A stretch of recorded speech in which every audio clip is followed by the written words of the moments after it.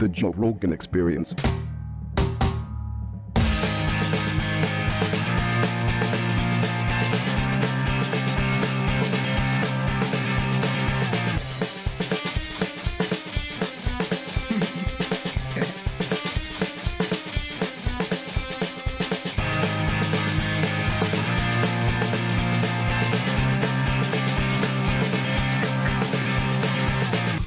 I miss the girl with the girl Joe Rogan Experience one.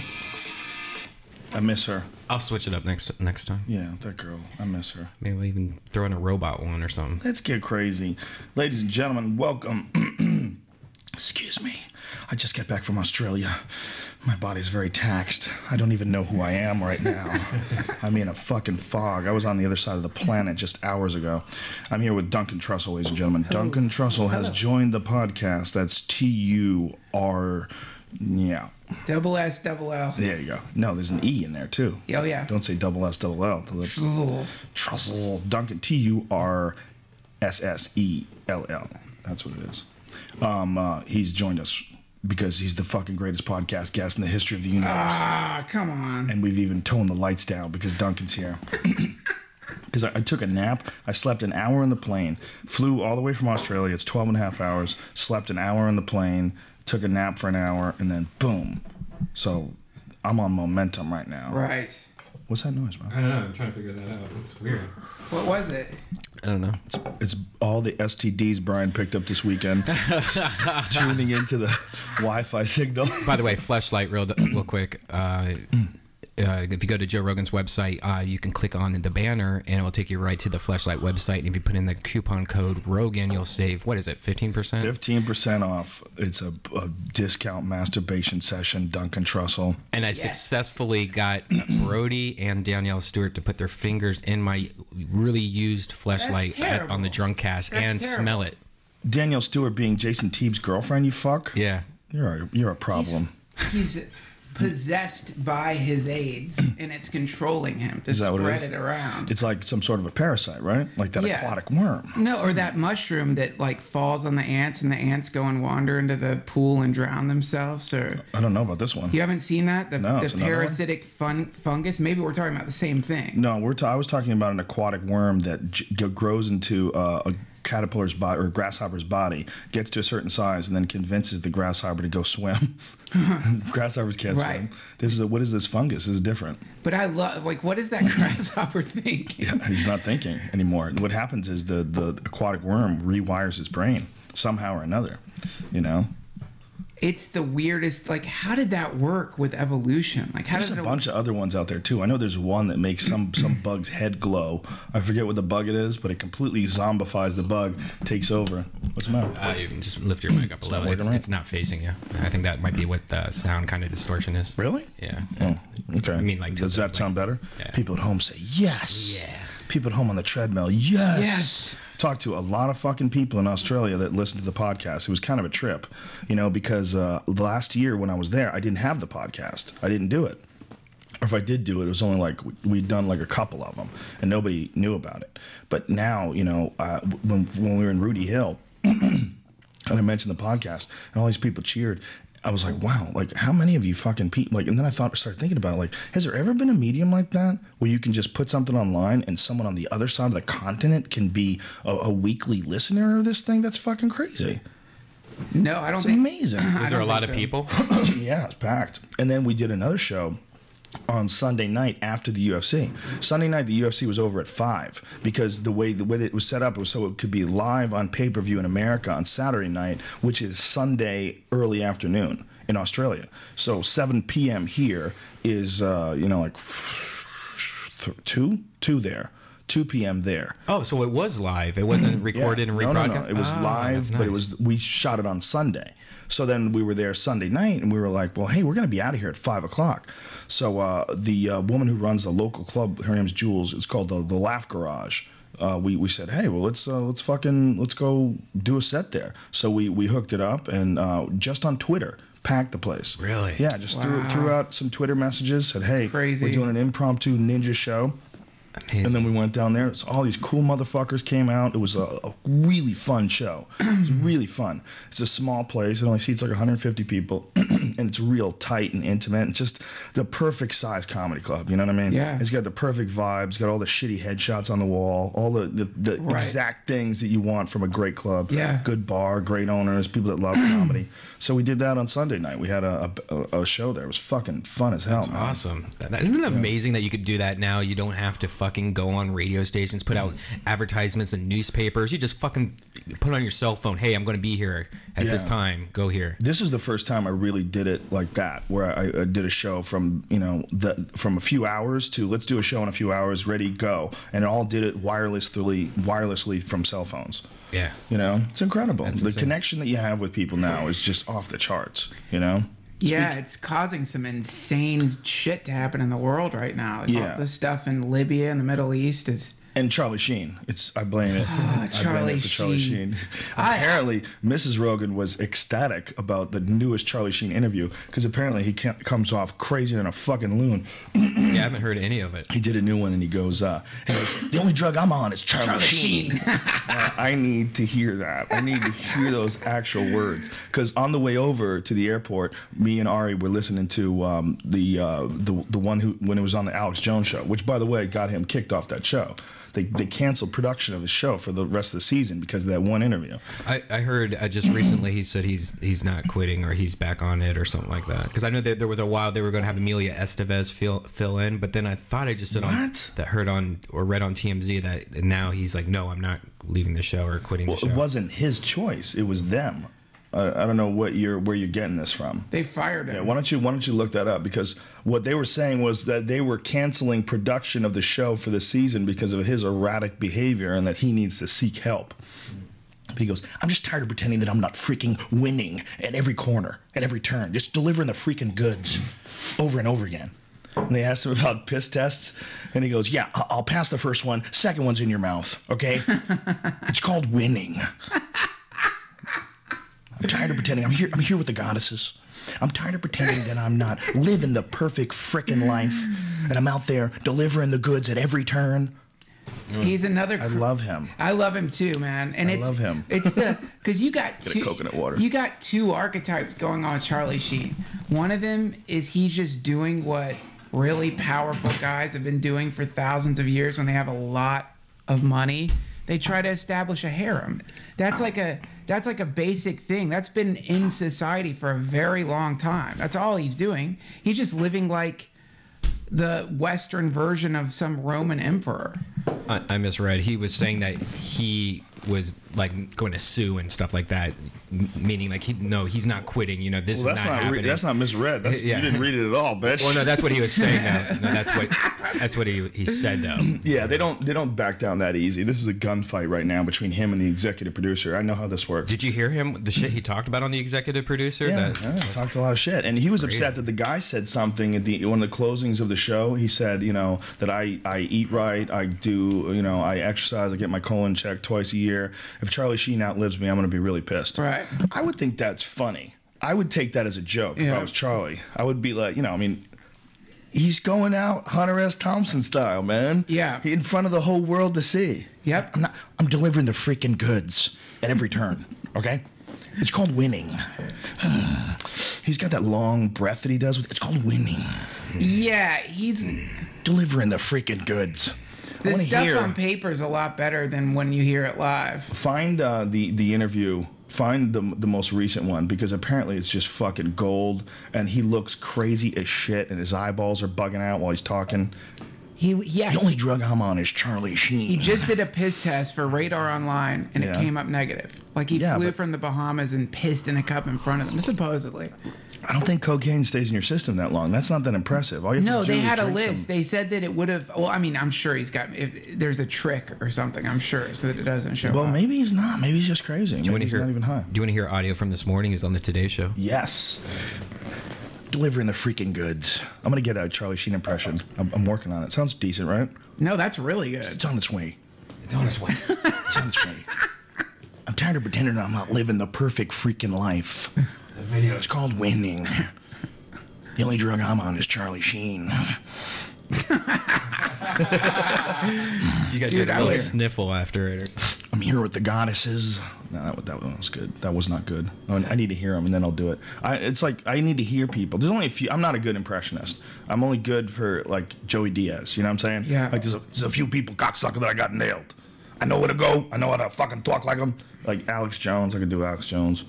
Charlie, okay, Charlie. Basically, you're clean, and you've been clean now for 2 years. I'm tired of pretending I'm not delivering the freaking goods. Fucking hilarious, dude. I need to put it all together with some material. Hey, isn't Sheen a 911? Yes. Oh, yeah. A truther. He's gone as far as. Hold on 1 second, there, real quick, while we get over this, because this is interesting. He's gone as far as to write a fake question and answer with Obama, where it looked like an interview with Obama. When I first read it, I'm like, what the fuck is going on here? And then it gets to the end, and then he tells you that it's fiction, and wouldn't it be amazing if he actually had the opportunity to sit down with President Obama and talk to him about this?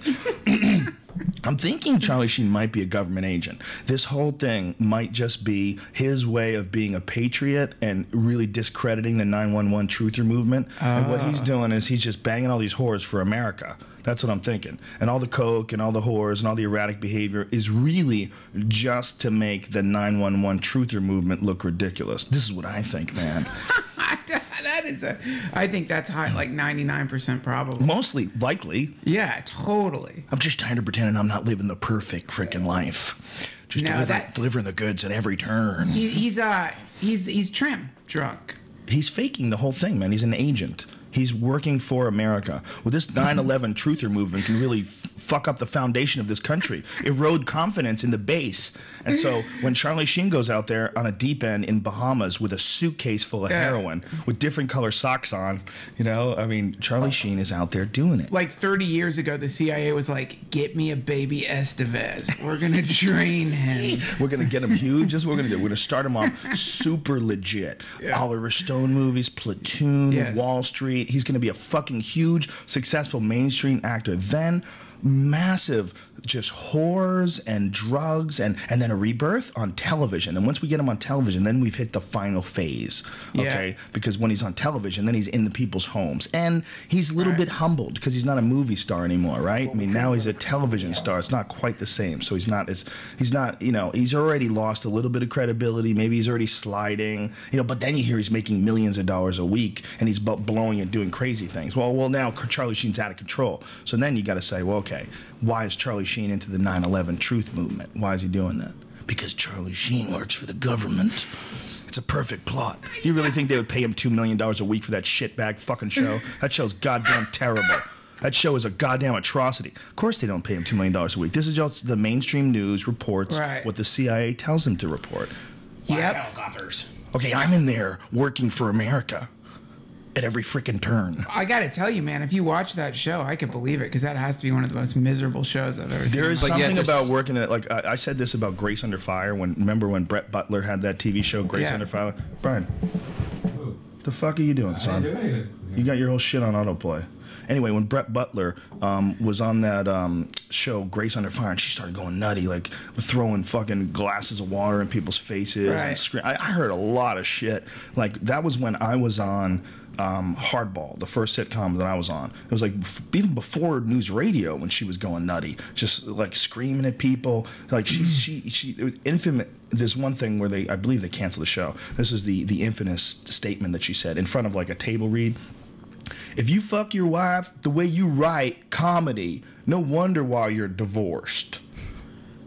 She apparently said that like at a table read in front of network executives and all these people, and threw something at him. And that's one of the great getting shows canceled screaming rants. I've heard two good ones. Chris Titus is a good one, and then this one. But Chris Titus is a nice guy, so I won't say his over there. You have to ask him about that. But man, you got to look at, like, I think that if you look at how being an American celebrity carries with it this bizarre psychological danger, because a pretty large percentage of our celebrities go fucking insane. Well, when you're working on something bad, you're miserable, you know. And when you're a good comic, like Brett Butler, as crazy as that bitch was a good comic. She was a legit stand-up comic. And if you're doing some show that you know is just not good, you know, like she was a Bill Hicks fan. You know, she was in the Bill Hicks documentary about him, talking about how great he was. You know, it's like she's, you know, she was stuck. She was stuck making a fuckload of money on something that's absolutely terrible. And that's some soul-stealing shit. Right. Like Tim Allen. Think about Tim Allen, okay, was a legit stand-up comic at one point in time. And literally quit it all for that show. Did his show, did his Tool Time show, Right. or whatever the fuck it was called. Brian, we got you one right here. What do you look? No, I was going to turn this off. Why are you going to do that? You can hear it through the whole thing. Who gives a shit? Hey, folks, you hear that thing? It's called a refrigerator. Don't go crazy. Okay? Problem is, we did that before, and then we never plug it back in. Then all my food goes bad, and my pot soda gets warm. That's what I put in front of you, son. If you're feeling really fucking frisky. Where? I didn't know that. I thought this was ginger grass. No. I was ignoring that. Let's go deep juice. Oh, When you hear the great. interview? Yes, let's hear some Charlie Sheen. Is I this don't blame screw Charlie up? Sheen. The show he's on sucks. There's a reason why he's doing drugs. Okay, that's what I have to say. Now, I said this about Brett Butler back in '94. Let's hear. Call him passionate ape. Charlie Men star took his gas to pull any punches. Here we go. I'm tired of pretending like I'm not special. I'm tired of pretending like I'm not bitching a total freaking rock star from Mars. And people can't figure me out. They can't process me. I don't expect them to. You can't process me with a normal brain. The troubled actor also said he wants a raise from $2 million to $3 million an episode. You want to raise? Well, yeah, look what they put me through. When it comes to any apologies from Sheen, he says CBS execs shouldn't hold their breath. Do you owe CBS an apology? No, they owe me a big one, publicly, while licking my feet. But in his interview with Good Morning America, Charlie said he's clean, sort of. Yeah, I am on a drug. It's called Charlie Sheen. It's not available because if you try it once, you will die. Your face will melt off and your children will weep over your exploded body. Not so sure that's working for you, Charlie. He's amazing, the most amazing guy ever. Wait a minute. Pause. Back that up to the beginning of the interview, and let's go over this again, shall we? As Duncan Trussell, professional stand-up comedian, and I break down the brilliance that is the man, Charlie Sheen. Charlie Sheen, let's hear it. Tired of pretending that I'm not special. Let's hear that again. Yes to morning TV, Oh, my starting with the goodness. Today Show. And he didn't pull any punches. I'm tired of pretending like I'm not special. I'm tired of pretending like I'm not bitching a total freaking rock star from Mars. Pause, please. Pause. Tired of pretending I'm not special. Did he say bitchin'? Bitchin', a total rock star from Mars. Mars. I need to listen to that a bunch of times and get it down. Tired of pretending I'm not special. Okay, let's for a second though. And by the way, I kind of feel vile about getting the way everyone gets sucked into this shit. Because, like, it's just gross when the locusts swarm. Shut the fuck up. Listen, this is awesomeness. 100% pure, unadulterated. There's no need to Okay, make excuses. okay. This is one of the greatest All right. occurrences in modern pop culture. Okay, yeah, you got a you're right. fucking guy who makes $2 million a year, or a week rather, and he's imploding in front of everybody with coke and whores and braggadocious behavior. Let's just say, even though he seems to think he's not on any drugs, what drug is that cocaine? That's you're definitely hearing? cocaine. Fuck, You whatever just he's look on. at his face and say he's on cocaine, man. So it's He looks coke. starting to look like a skeleton. He looks completely wired. I'll Yeah. give that. He looks like definitely Lohan. looks wired. He Or looks, meth or something? Or It could be meth. I think that's just But I coke. think meth like piles of coke. Yeah, you think? Yeah. Well, if he tested negative for Radar Online, I don't think you need more than 3 days clean. I think 3 days and you'll test negative, Right. especially if you take cleansers and drink water. So that doesn't mean shit. You know, when did he test? Monday? Especially Today? when you're I don't Charlie know. Sheen, you just go, "Hey, I'm going to give you $4 million. Make this test right." And I'm like, "Okay." No, Radar but he Online could, would but not also do that. That's he, dumb. He could That's be dumb. manic depressive. Like he could be that sounds like someone it's someone having either a drug induced manic episode or just a manic episode because their brain's fucked up from all the blow and they're starting to melt. Well, what's down. amazing about it is there's two things. One, I wish he was a guy who was doing this that wasn't obviously insane. You know, it would Yeah, be me so too. cool if he was just really having fun. You know, but it's the way he's doing it that he doesn't realize how that's going to come off. It's like, I'm tired of pretending I'm not special. I'm tired of pretending I'm not delivering the frickin' goods. I'm a rock star from Mars. Mars. You know, like, whoa, what are you talking A about? bitchin' rock star you're from good at Mars. pretending. Like, what the fuck are you saying? Like, you should be weirded out by the fact that you have any success. Anybody that's a performer that's not weirded out by the fact that, how the fuck did I get to do this for a living? You know, you think you're special. No one who does stand-up or acting or Yeah. music is truly special. They're just people that may accomplish special things, and the reason why they're doing it is because they're on a path, and they get on it, and then they get better, and then they tune into it, and they figure it out, and that might be special, like achieving that level of proficiency with music or with comedy or with acting, with anything. That is kind of special. But the person that's doing it it's just because he kept going. Yeah. You know, it's not. You're not special. The most talented person ever is not really a special person. The acts that they may achieve for whatever reason, whether it's because they're missing some sort of a social thing. You know, like some people don't get nervous around other people. They can open themselves up because of whatever weirdness that happened to them in their childhood. Or some people just have this unbelievably exorbitant need for attention that expresses itself in this really powerful, dramatic performance style. Right. You know, that they can just really do something that really rocks you and moves you because they need you to love them that much. Yeah. But at the end of the day, even the most amazing one ever, it's just a fucking person. And anybody like Charlie that really starts thinking they are special. Yeah. I mean, I don't know how much of him is just bullshitting or how much of it is just him being on just fucking Xanax or whatever the hell he's on. But when you start thinking that you actually are special. Do you think he's just fucking around also? Could be. I mean, I think about it. Like, Doesn't look like it though. You know, a lot of people don't care about the fucking media and what the news things. He's probably just sitting there getting high, laughing about this whole thing. Probably, don't you think? I don't think he's taking any of this shit seriously. I mean, the drugs, Charlie Sheen. Do you really think he's thinking that? I think he's sick. You kidding me? You don't think there's something wrong with him? I think he's just these fucking interviews. around.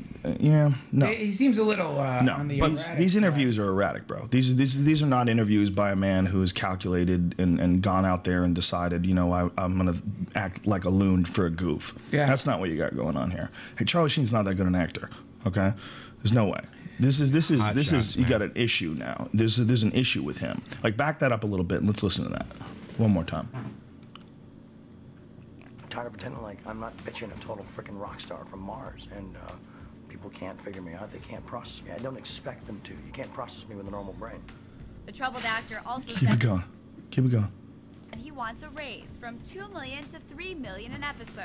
You want to raise? Well, yeah, look what they put me through. When it comes to any apologies from Sheen, he says CBS execs shouldn't hold their breath. Do you owe CBS an apology? No, they owe me a big one, publicly, while licking my feet. But in his interview with Good Morning America, Charlie said he's clean, sort of. Yeah, I am on a drug. It's called Charlie Sheen. It's not available because if you try it once, you will die. Your face will melt off, and your children will weep over your exploded body. I almost think he's fucking around. Weep. Dude, he's not fucking around. I think he's just having fun. I'm Charlie Sheen. I like hookers and porn. I'm just going to make a mockery of this whole entire fucking bullshit. Well, there's a little bit of that for sure, but there's also the words he's saying. Those are the words of an insane man. But somebody needs to animate a guy smoking some Charlie Sheen and his body blowing up and his kids coming up and weeping over the corpse, because that's hilarious. We love when someone's off the deep end like this. We love it. Society, we love it. Lohan. Yeah. No, this is way better than Lohan. Dude, this is Lohan if she had a brain and she could talk. Lohan's she did just good. She slurring and kidnapped. stumbling That's pretty around. good. She didn't good do effort. shit, dude. Good This is effort. 1,000 times better. This is an archetype, and this archetype shows up in religion, it shows up in culture, not to take it too deep, but it's the idea of God coming to earth and his followers eating him. Dionysus, Jesus, it happens again and again. This is a recurring thing, and that's what we do. We get people really famous, we turn them into, like, we worship them, we call them idols, and then we fucking kill them. I got news for you, bro. Nobody worships Charlie Sheen. I bet they do. That's hilarious. No, there are a few. There's a few, like, you get that confused yeah. 2.5 Men I'm fans sure out there. he's flooded every day with messages from weird, mediocre people. That's why he's telling- tired of pretending he's not special. Yeah, that's what it gets to your. Not a It's like freaking going rock to his star head. from Mars. Especially when you're generating that much fucking money, it's got to get to your. He probably was sick of that show. And he's just sabotaging himself to get off that fucking show. I don't know about that, dude. That's what I was this is wondering. going to carry. This is going to carry on much further than that. There's obviously some sort of a bad relationship between him and the guy who's the executive producer of the Right. show, but that's What's that really guy's name? normal. I don't know. I can't remember. But yeah, that's really normal though. That shit happens all the time. I've seen it happen. There's always a battle of egos between the talent. No way, really. I unplugged that fucking thing. I swear to God, I Sure did. you did. Don't answer it. I have to. I'm That's in what's gonna your keep ringing. house. I'm calling you from your house. Joe pretty much cock blocked us for the Charlie Sheen interview, though. You could still get him. So, Duncan, how's your podcast doing? Doing good? Yeah, it's doing good. The Lavender Hour on iTunes. Yeah. It's one of my... I don't listen to that many podcasts, but I listen to yours just because I fucking love anything you do, obviously. Thanks. But you and Natasha work so well together. And We just had my friend Emil on the show, and he told me one of the most horrifying stories I've ever heard in my life. What? He almost got raped while he was on acid. He tells this story on the podcast, but it's just the most... And this is the Lavender Hour. Which episode is it? This one, I haven't put it up yet. I'm going to put it up. It just happened. It's just my friend. It was my friend. He was this musician in a band called Ohm, which is an awesome fucking band, and the Holy Sons. But basically, he just tells a story about getting in the back of his friend's car while he's on acid. He kind of knew this guy, didn't know him that well. And his friend's car, the sides of it had been greased. Like he, Oh, yeah, so yeah, that you told me so if about you were this. struggling in the back, What? Yeah, and so he's just starting to trip, and in his mind, he's like, "Okay, I'm probably being paranoid. This guy didn't like intentionally grease this fucking car," and the guy pulls up into this house, and he's like, "I just got to do a quick drug deal." And he goes into the house, and Emo goes into the house with him. I guess he didn't want to sit in the car, be stuck in the car. He goes in the fucking house. This guy takes him into a back room where there's a dude in a full Michael Jackson costume, and on the wall is a picture of Janet Jackson naked with candles around it like a shrine. What? Yeah, and his friend... You sure this wasn't all part of the acid trip and he was really just sitting on the couch like watching this happened Two and a to Half him. Men? This happened. And then like one of the guys started like dancing next to him, like, but there's no music playing, and he's doing like air dancing, and then both the guys leave for a second and come back, and they're like standing right next to him air dancing, and then the guy pressed play on a CD player and started playing Loser by Beck, and looking on the wall, there's all these fucking posters on the wall of dudes having three-ways. And he's like, "Oh, look, three-way, three-way, three-way." My friend's tripping out.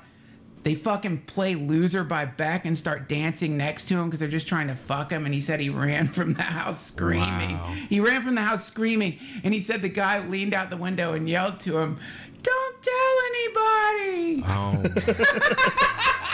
That doesn't sound like he was almost raped. It sounds like he was almost fucked. Well, There's a difference there, right? yeah, that's a good point. There's a distinction, but he got mind raped. That shit never happens to me anymore. Thank God. What, does it ever come close? What do you mean ever anymore? No, I'm just kidding. Just being that can you imagine just walking into that room and seeing somebody dressed up as Michael Jackson? But you got to be All that careful shit when you do happening. acid, man. Yeah. You leave yourself at the mercy of the universe. You know? Yes, you do. And if you're going to go do acid and then climb in someone's car that you don't know that good, then Yeah. go to his house, Yeah. you're up, you know. Or go to the UFC, which Or do anything. Do anything where you're going to be out there with a bunch of people. I want to know Yeah. what Charlie's doing. Right now, what do you I think? want to know what he's doing. No. I want to know what he's doing drug-wise. You know, and all these girls are saying cocaine. I believe it. I'm sure it's cocaine. Well, one thing I'm sure it's just 100% It's cocaine. obviously an amphetamine. It's like maybe Adderall. Maybe he's taking Adderall. Yeah, on top of it. Maybe he's I on thought he's some just kind straight of old school. pharmaceutical Though. Yeah. speed. a lot of people are on Adderall. It's the you know best. that? But people are on it. Like Fitzsimmons is on it every day. Oh, really? Takes it every day. Yeah, he's I on it learned like how a to code prescription. an action script on Adderall. Is that good though? Action script sucks. No, Adderall's a great trick. It's like scientists like studied cocaine and they were like, they came up with a wonderful version of it. It's great. I took half of one recently. My first time I ever did it. Took half of one. It was great. Took the second half. I felt like I was like too much cocaine. Like Yeah. you start doing the mouth It's like thing Coke. and you have the drips and stuff. It felt like all that. It was horrible. Yeah, it's a pretty intense drug, and I know people are taking it. I guess it gets prescribed for attention deficit disorder. Yeah. And it does. It focuses you. What's the name of that drugs that make you smarter? What's that called? Nootropics? Is that what that is?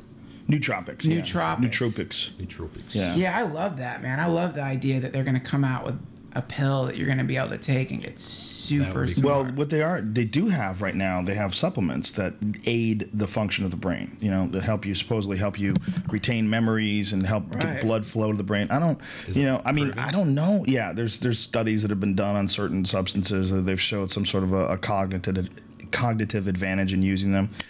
Chris Marcus, the guy who, from the Fleshlight, him and I are putting together like a little pack. We're going to try it out. And what we're doing is like putting together a pack of all the best shit. All the stuff that's supposed to be like really good for your brain, and put it in a pack so that you don't have to go buy 20 fucking bottles of things and sort it all out yourself. Cool. Yeah, and so for the lazy wannabe smart people, you can just buy these. That's awesome. But what's he gonna do if now no one wants to buy a Fleshlight because they're too smart? He quit the Fleshlight. Oh, he did? quit. Yeah, he left, and it's his It's his birthday business. today, by the way. Happy birthday, man. Oh yeah, Monday. Happy birthday, birthday. bitch! Happy birthday, bitch! So we're gonna come up with some. So we'll find out. We're gonna try them and test them out and see what the It's one of those weird things though. It's like, how do you know? Like I take vitamins, and the only way I know that vitamins help me is when I don't take them. If I don't take, I've done that before. Like I took a couple weeks off vitamins, and I felt like flat and everything. I just didn't feel as vibrant. And then I started taking the vitamins again, and then within a week, I was like, whoa, I feel like good again. Like this has got to be the vitamins. It must be. Definitely. It makes sense. I mean, you're supposed to be eating vegetables all fucking day. Yep. You're not supposed to be eating cheeseburgers and soda and whatever the fuck you're eating. Red Bull. Yeah. I mean, the amount of vitamins that you're supposed to get as opposed to what you do get, and when you do give yourself what you need, like, man, it's just everything feels clean, like it's working smooth. Yeah. So I don't know. We're gonna try this out, and if it works, if it becomes something that's interesting, we'll start selling it. Is that something you have to get like I mean, does he have to have like some kind of license to do this, or is it like the supplement thing? You could pretty much do whatever you want to do. Well, it's not the thing about it being like it's not like they're not regulated like the Food and Drug Administration. It's not FDA regulated. It's like that's one of the problems with supplements. They can say they do a lot of things that they don't really do. Right. It's hard to tell. It's hard to tell what the fuck is weird and then or mixing what's fake. shit. Yeah, and then at one point in time they were gonna call them nutraceuticals, and they were going to have them prescribed. It was a big push that the pharmaceutical companies did, I think it was in the 90s, to try to take over the vitamin business. When they saw that all these people were spending all this money on homeopathic, cures and vitamins and stuff like that, and health things, they said, well, hey, we'll just fucking lock that shit down too. Like Monsanto is gonna fucking, put a patent on vitamin C, and the only way you get vitamin C is from Monsanto. I mean, that's not outside the realm of possibility with corporate America. What they've done with food in this country, for folks that don't know, you got to watch some of the documentaries that are available on Monsanto and see what they've done. What they've basically done is they've genetically modified food so that it doesn't have the same effect when you spray pesticides on it. It doesn't get killed by the same bugs. They have a bunch of different things that they've done to various plants. But once they have this genetically modified seed, you owe them money. Okay, this is how it works. You can't just grow plants and then take the seeds from those plants and grow new plants. You're not allowed to do that. It's illegal. You have to buy a new set of seeds from them, and you own those seeds just for that season. You buy them, you buy them to use them. It's like you lease them, and then this is where you owe them money, because their seeds go in the air, the cross-pollination, they fucking fly off and land in some other guy's field, and he starts growing Monsanto genetically modified food, and then they come in and they go, hey, you got our fucking corn growing, bitch. Right. You owe us money. And they just take your money. I mean, it becomes like a crazy legal battle with these poor fucking farmers. Right. And with, you could say that some of them might have stole the seeds. That's possible. But with a lot of them, it's been proven that it's just cross-pollination. And so then it becomes a real trip, because these people might be organic farmers too. They don't want this mutant freak fucking genetically modified food growing on their soil. Monsanto is trying to not just do that with food, but they're trying to do that with animal food. They're trying to do that with pigs. Like they're patenting pig parts. Right. They're genetically modifying pigs, and then they're going to patent those pig parts. But the problem is, like, there's all this debate about them doing that, because they're saying you're patenting things that have already existed for like 1 million years. Like, that's absolutely ridiculous. You can't do that. You can't just patent fucking parts of animals and shit. Like, you're gonna can you make an animal that you own? Like, you own the patent to it, and then like, what if you want to commit genocide on the animal that you own? Are you allowed to just do that? Just shut them all off? You created it. It's yours. It's artificial. Supposedly, Monsanto sounds like the same company that made RoboCop. Like, they're gonna unleash some terrible thing on the world. Yeah, it's a weird thing, man. They filed an invention. They filed a patent for the new invention, the pig. This is an article on Greenpeace. It's fucking crazy, man. It's very weird, man. Wait, they called their invention the pig? No, it's a joke. I mean, that's the joke title of this, but their patent plans, they're Nothing out to own tastes the better world's than food supply. Monsanto pig. They're out to own the world's food supply, man. And they can, it's just amazing that it's gotten to this point where they've let anybody put any sort of a patent on life. Yeah. And I understand that once you start to alter that life, then it becomes a real question. Like, well, I mean, you're really, I mean, in a sense, you're sort of playing God. You're genetically modifying the structure of a plant to your liking, and then you own a patent on that piece of life. I mean, it's not we're allowing people to patent life. And if it sounds ridiculous with a pig, well, guess what? It's just as ridiculous with a fucking head of lettuce. All right? It's all ridiculous. But a patent is, the thing about it is the most disturbing thing is the idea of some corporation just for profit meddling around with the DNA of things that haven't been meddled with for a very long time. That's bizarre. That's much more bizarre than the patent, because a patent's just an imaginary thing anyway. Yeah, well, what's really scary about it is the idea that they can stop other people from growing it. They can stop other people from having it. I'm too naive. I must be naive right now, because this shit going on in Egypt and Libya, it makes me think that the corporate bullshit like that is just is a pipe dream. They will invoke things like that, and there'll be a period of time where the belt gets too tight, but I just don't think it works. Yeah, I don't know what's going on in Egypt and what's going on in Libya and what's going on in Iran, but I don't think anything really happens without the CIA being involved. Yeah, I agree with that. I don't think these things just start happening. I think some fucking dude who works for America is over there and he's helping organize shit and get people. And not to take anything away from the heroic effort that these people have done, especially in Egypt. I mean, Mubarak is gone, and in Libya right now they're getting gunned down the street. There's videos, I've seen a bunch of them online, of people getting hit by snipers. Yeah. It's fucking dark shit, man. They're just blowing dudes' heads off in the middle of the streets. Yeah. Not to take anything away from that. I mean, these people really are doing something courageous, but for sure there's some influence there. For sure. Our government's involved in everything. I think that our government does not want what's happening in the Middle East to be happening. And really? If there are people out there, if there's some conspiracy, no, because you've got fucking... right after everything went down in Egypt, they were showing pictures of Mubarak on mainstream press as though he were kind of a good guy. I mean, it's so cool to watch mainstream news, because it's like they have to spend a few days deciding what tone they're going to take with it. And when the Egyptian revolution started, the United States government didn't come out and do much at all, because they were waiting to see if they would be able to push them down, to hold them down. And then they kind of came out in favor of the people, but they had to. But there's pictures of Obama meeting with him, many presidents meeting with him. I think he was already ours. I don't think we wanted to get rid of him. I think we liked him right where he was at. But, how do you know, though? It's all speculation. He might have, run his course, because at one point in time we wanted Hussein in there. Hussein was our boy. Donald Rumsfeld shaking his hand is a famous photo. He was our guy over there when they were at war with Iran. I mean, our guy, listen to me. There's no way to our team.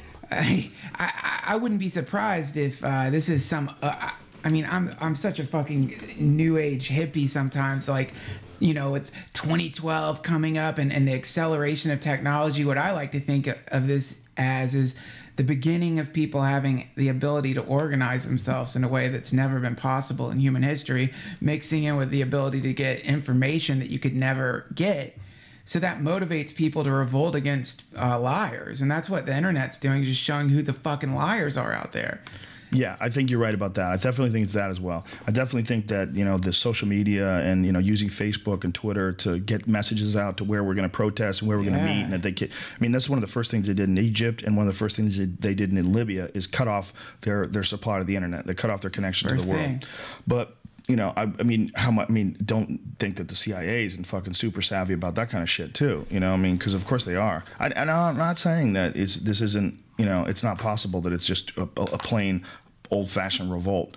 I just think that the United States is so clever about, the foreign policy and how they interfere with other countries that they don't ever allow anything to really slip by. When this guy got arrested in Pakistan for shooting down some people who tried to rob him, and then turned out the guy was a CIA operative that was embedded into the system over there. Right. When you find out stuff like that, it's like, wow, how many of these guys are there? How many? You know, I have a buddy, and I've talked about it before. He doesn't like talking about it, but his dad was in the CIA. He didn't find out until he was fucking 30 years old. Wow. He didn't know. He thought his dad was a banker. Wow, that's cool, man. Yeah, it's a trip, you know. It's interesting, you know. It's very interesting. Who knows? I think that what happens is something like this goes down. They have like they had statistics. They probably had think tanks who are like, there's a possibility that this is going to happen in the Middle East, and when it happens, here's our plan. We know this guy out there, this guy out there, this guy out there. Then let's move in to try to make the situation to our advantage.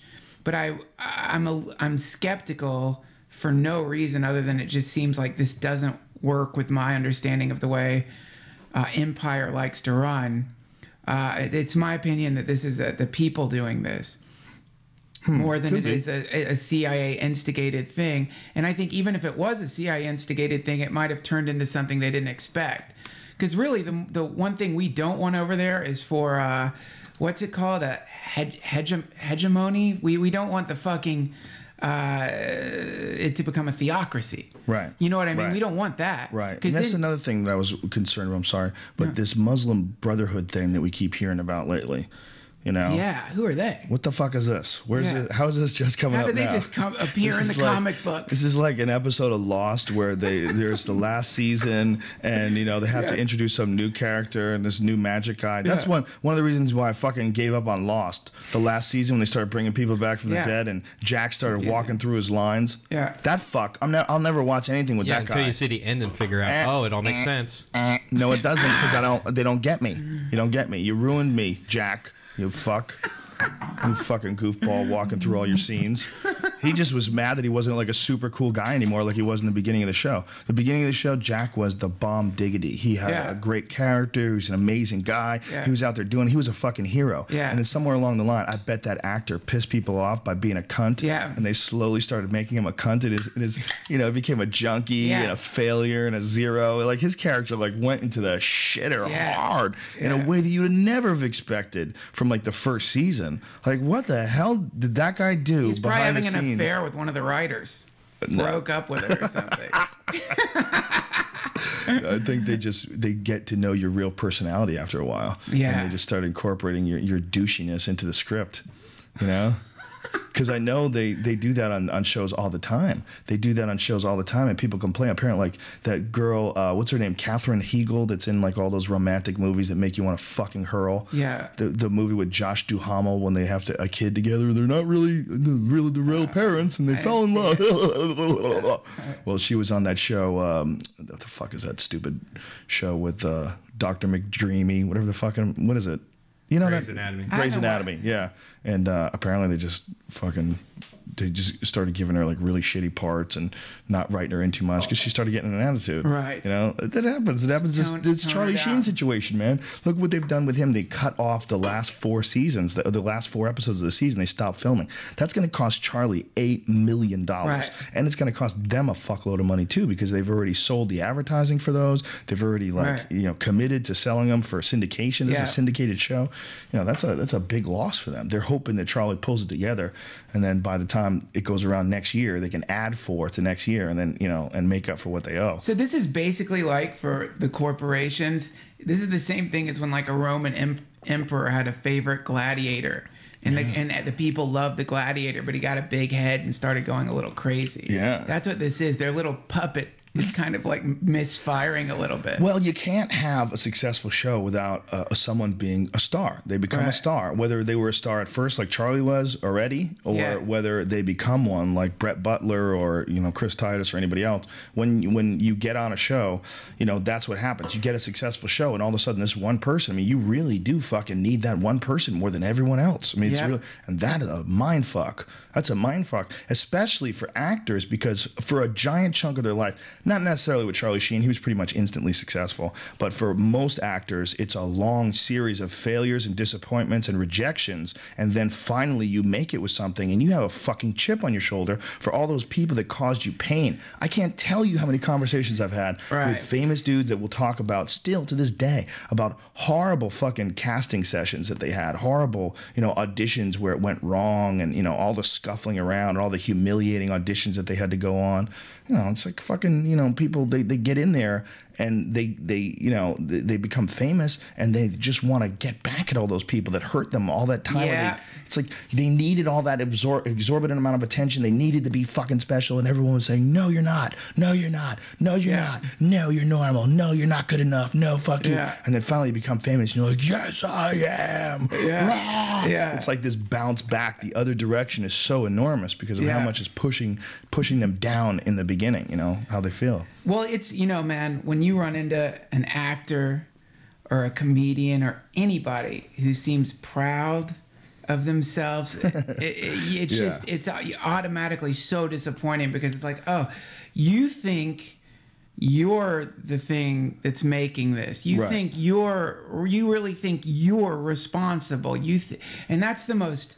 It's like a radio thinking that it's awesome for playing a song. Or a volcano thinking it's awesome for the lava that comes spraying out of it. It's like, yeah, you're kind of like, you're a conduit. You're a conduit. You're not the fucking thing, man. Yeah. And whenever you see... That sounds ridiculous to people that don't create things, though. If you talk to a person who's not creative, doesn't write a lot or to perform a lot, they really don't have any idea what you're talking about. And most people out there are not... they don't make a living being creative. A lot of people never achieve that Zen state where whatever you've gotten good at it, whether it's art or music or even dance, they say that, and martial arts, they say that. And it's anything you get really good at, you get into this sort of zone where it's no longer you.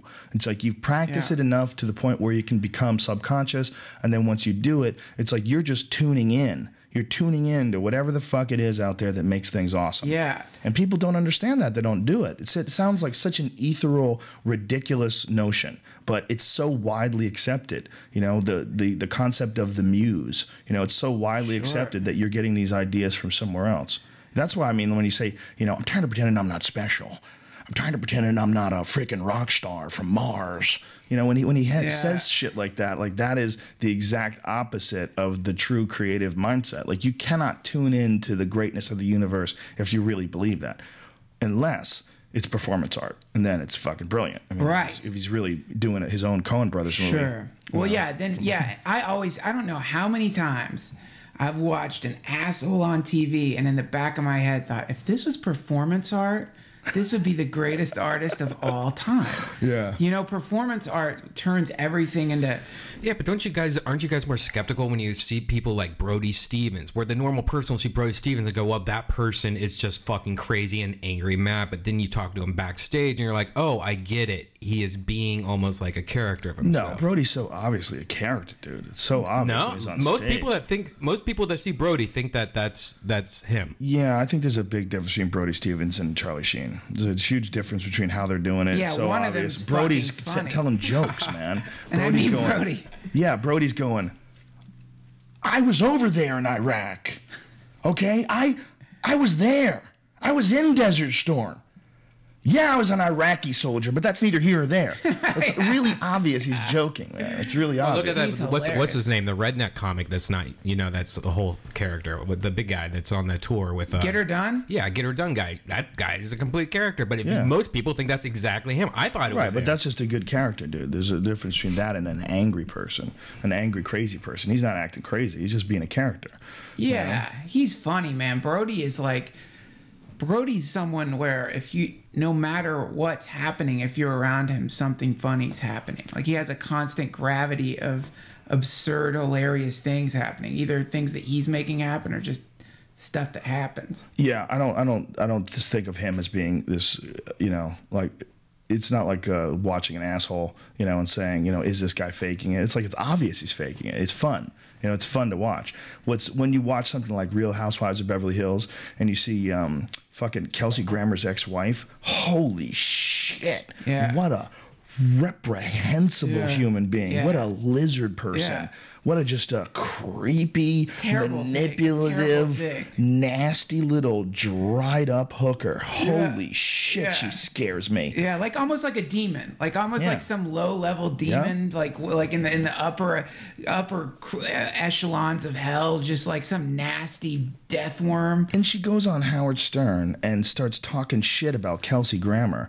Meanwhile, you were married to him for how long? You have children with him, and your children are gonna hear you talking shit about him. You're gonna go on the Stern Show just so you can get some press for your fucking shitty Beverly Hills housewife thing, and you're gonna sacrifice all these years of this relationship, the intimacy that you guys shared. You're just gonna blurt that out? Like, you're a piece of shit. Yeah. You're not a 20-year-old girl that's making a mistake. You're some 40-year-old hooker that's cashing in her chips, and talking about how she wants more. I want all his money. I want this. He left me.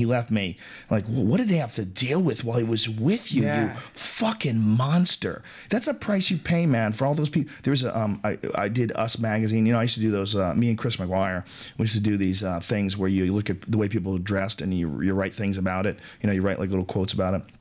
And I'll never forget this one guy. It was Kelsey Grammer standing there with Camille when she was in her prime. It's when she was a Playboy Playmate. She was way too hot for him. And the quote underneath it said, "It's a story as old as time." That's all the guy said, like whoever the writer was that said that. And I was like, bingo, you just nailed it. You don't even have to pretend. Here's this ugly, goofy looking fuck, who just happens to be rich and famous, and he's with this vapid super hottie. Ba-bang, there it is, ta-da, and he's so happy with himself. And he will go and do these interviews and talk about how much he loves her and how amazing he is, and she completes him. And then he leaves her for a flight attendant. I mean, it's fucking great stuff. If she was doing performance art, if she was faking it, it would be absolutely brilliant. Right. But she's not. There's no way she's that good an actress. She would have been fucking Oscar winner by now. She wouldn't be some 40-year-old lady, with a bunch of 20-year-old boyfriends that she flaunts on the show. Before she was even divorced on the show. That's the thing. I can't believe I'm talking about the Real Housewives of Beverly Hills, but I get sucked in. But before she was even divorced with them, she was hanging out with all these young guys that were her friends, and that drives me fucking bananas. I have friends that have girlfriends that have guy friends, and they'll go and pal around with these guy friends, and I'm like, yo, dude, you need to fucking nip this shit right in the bud. Your girlfriend is hot, and she's hanging around with a bunch of guys that she's been pals with since she moved here to Hollywood 2 years ago, whatever. She wants to, they want to fuck her, for sure. She might want to be their friend. She might think there's somehow or another to keep this platonic. But any of those weird, creepy situations where you got a girl with a bunch of guy friends, they all want to fuck her. Yeah. All of them. Have you ever had a girl that was hot that you were friends with, that you weren't somehow or another trying to think, how am I going to get to fuck her? How am I going to get to move this into us having sex? My mother. I never once thought that about her. Sorry, it's a bad joke. Sorry. Duncan just went straight Redban on us. Why not? Let's break this up real quick while we're here, because I'm glad you're here, because I wanted to talk to you about this. There's a Cornell study that was just put online. A lot of people are debating what exactly this means, but what they're saying is that there's an error in the orbit of the moon. There's an eccentricity in the orbit of the moon that they think would be. What are you doing over there, fella? Toothpicks. Toothpicks. There's an error in the orbit of the moon that they believe is going to it's going to be they believe you can listen to me, stubborn fucking shit brain from 12 hours in a fucking airplane. I'm tired of pretending I'm not delivering the freaking goods at every turn. What they're saying is there's something wrong with the orbit of the moon that can be attributed to a large extrasolar system planet. Like, they're thinking there's something out there that's much, much bigger than Jupiter, about 4 times the size of Jupiter. And this is just one of several things that I've been following over the last couple of months, where there's a bunch of different studies that are talking about this Planet X thing. But apparently they're really close to saying that there is something beyond Neptune, beyond, Pluto's not real anymore, but something out there, like way out there, that's 4 times the size of Jupiter. Some enormous fucking planet. How would we not have seen that? How have we missed it? I don't know. It's a big question. They don't know. It might be just so fucking far out there. It might be really cold, so we can't see it. They're thinking that this thing is, by calling it inside our solar system, I think what they're saying is that it's further away from Pluto than Pluto is from us, but yet it's still in some sort of an orbit. And it's huge, and it's way out there. So this is the Planet X Nibiru thing everyone talks about? Yes. And what's the idea, that it smashes into us every certain amount of time? Well, it depends on who you're asking. I mean, if you talk to the people that believe that, Earth was created this way, and that, that's actually detailed according to Zecharia Sitchin in the Sumerian text. What they think is that that somehow or another this extrasolar planet or this planet is on an elliptical orbit rather.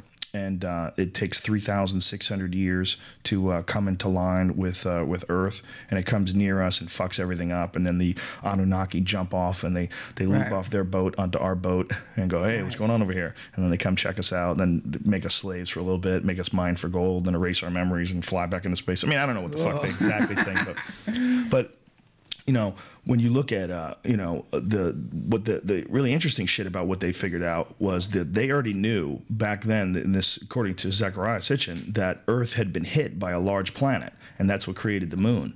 We didn't know that until like fairly recently. That's like one of the most recent theories. There's Earth 1 and Earth 2, and Earth 1 was hit by something like the size of fucking Mars, some enormous planet, and it created the asteroid belt. That's another theory about that. You know, there's a giant. This is another thing I read. I need to find out if this is true or not. But that Bode's law is a law that you look at the gravity of one planet and you can extrapolate where the next planet will be, based on, you know, how dense the planet is and what the gravity of it is and what the mass of it is. And it works on every planet in our solar system except for Mars and Jupiter. And that there should be a planet in between there. And that's where the asteroid belt is.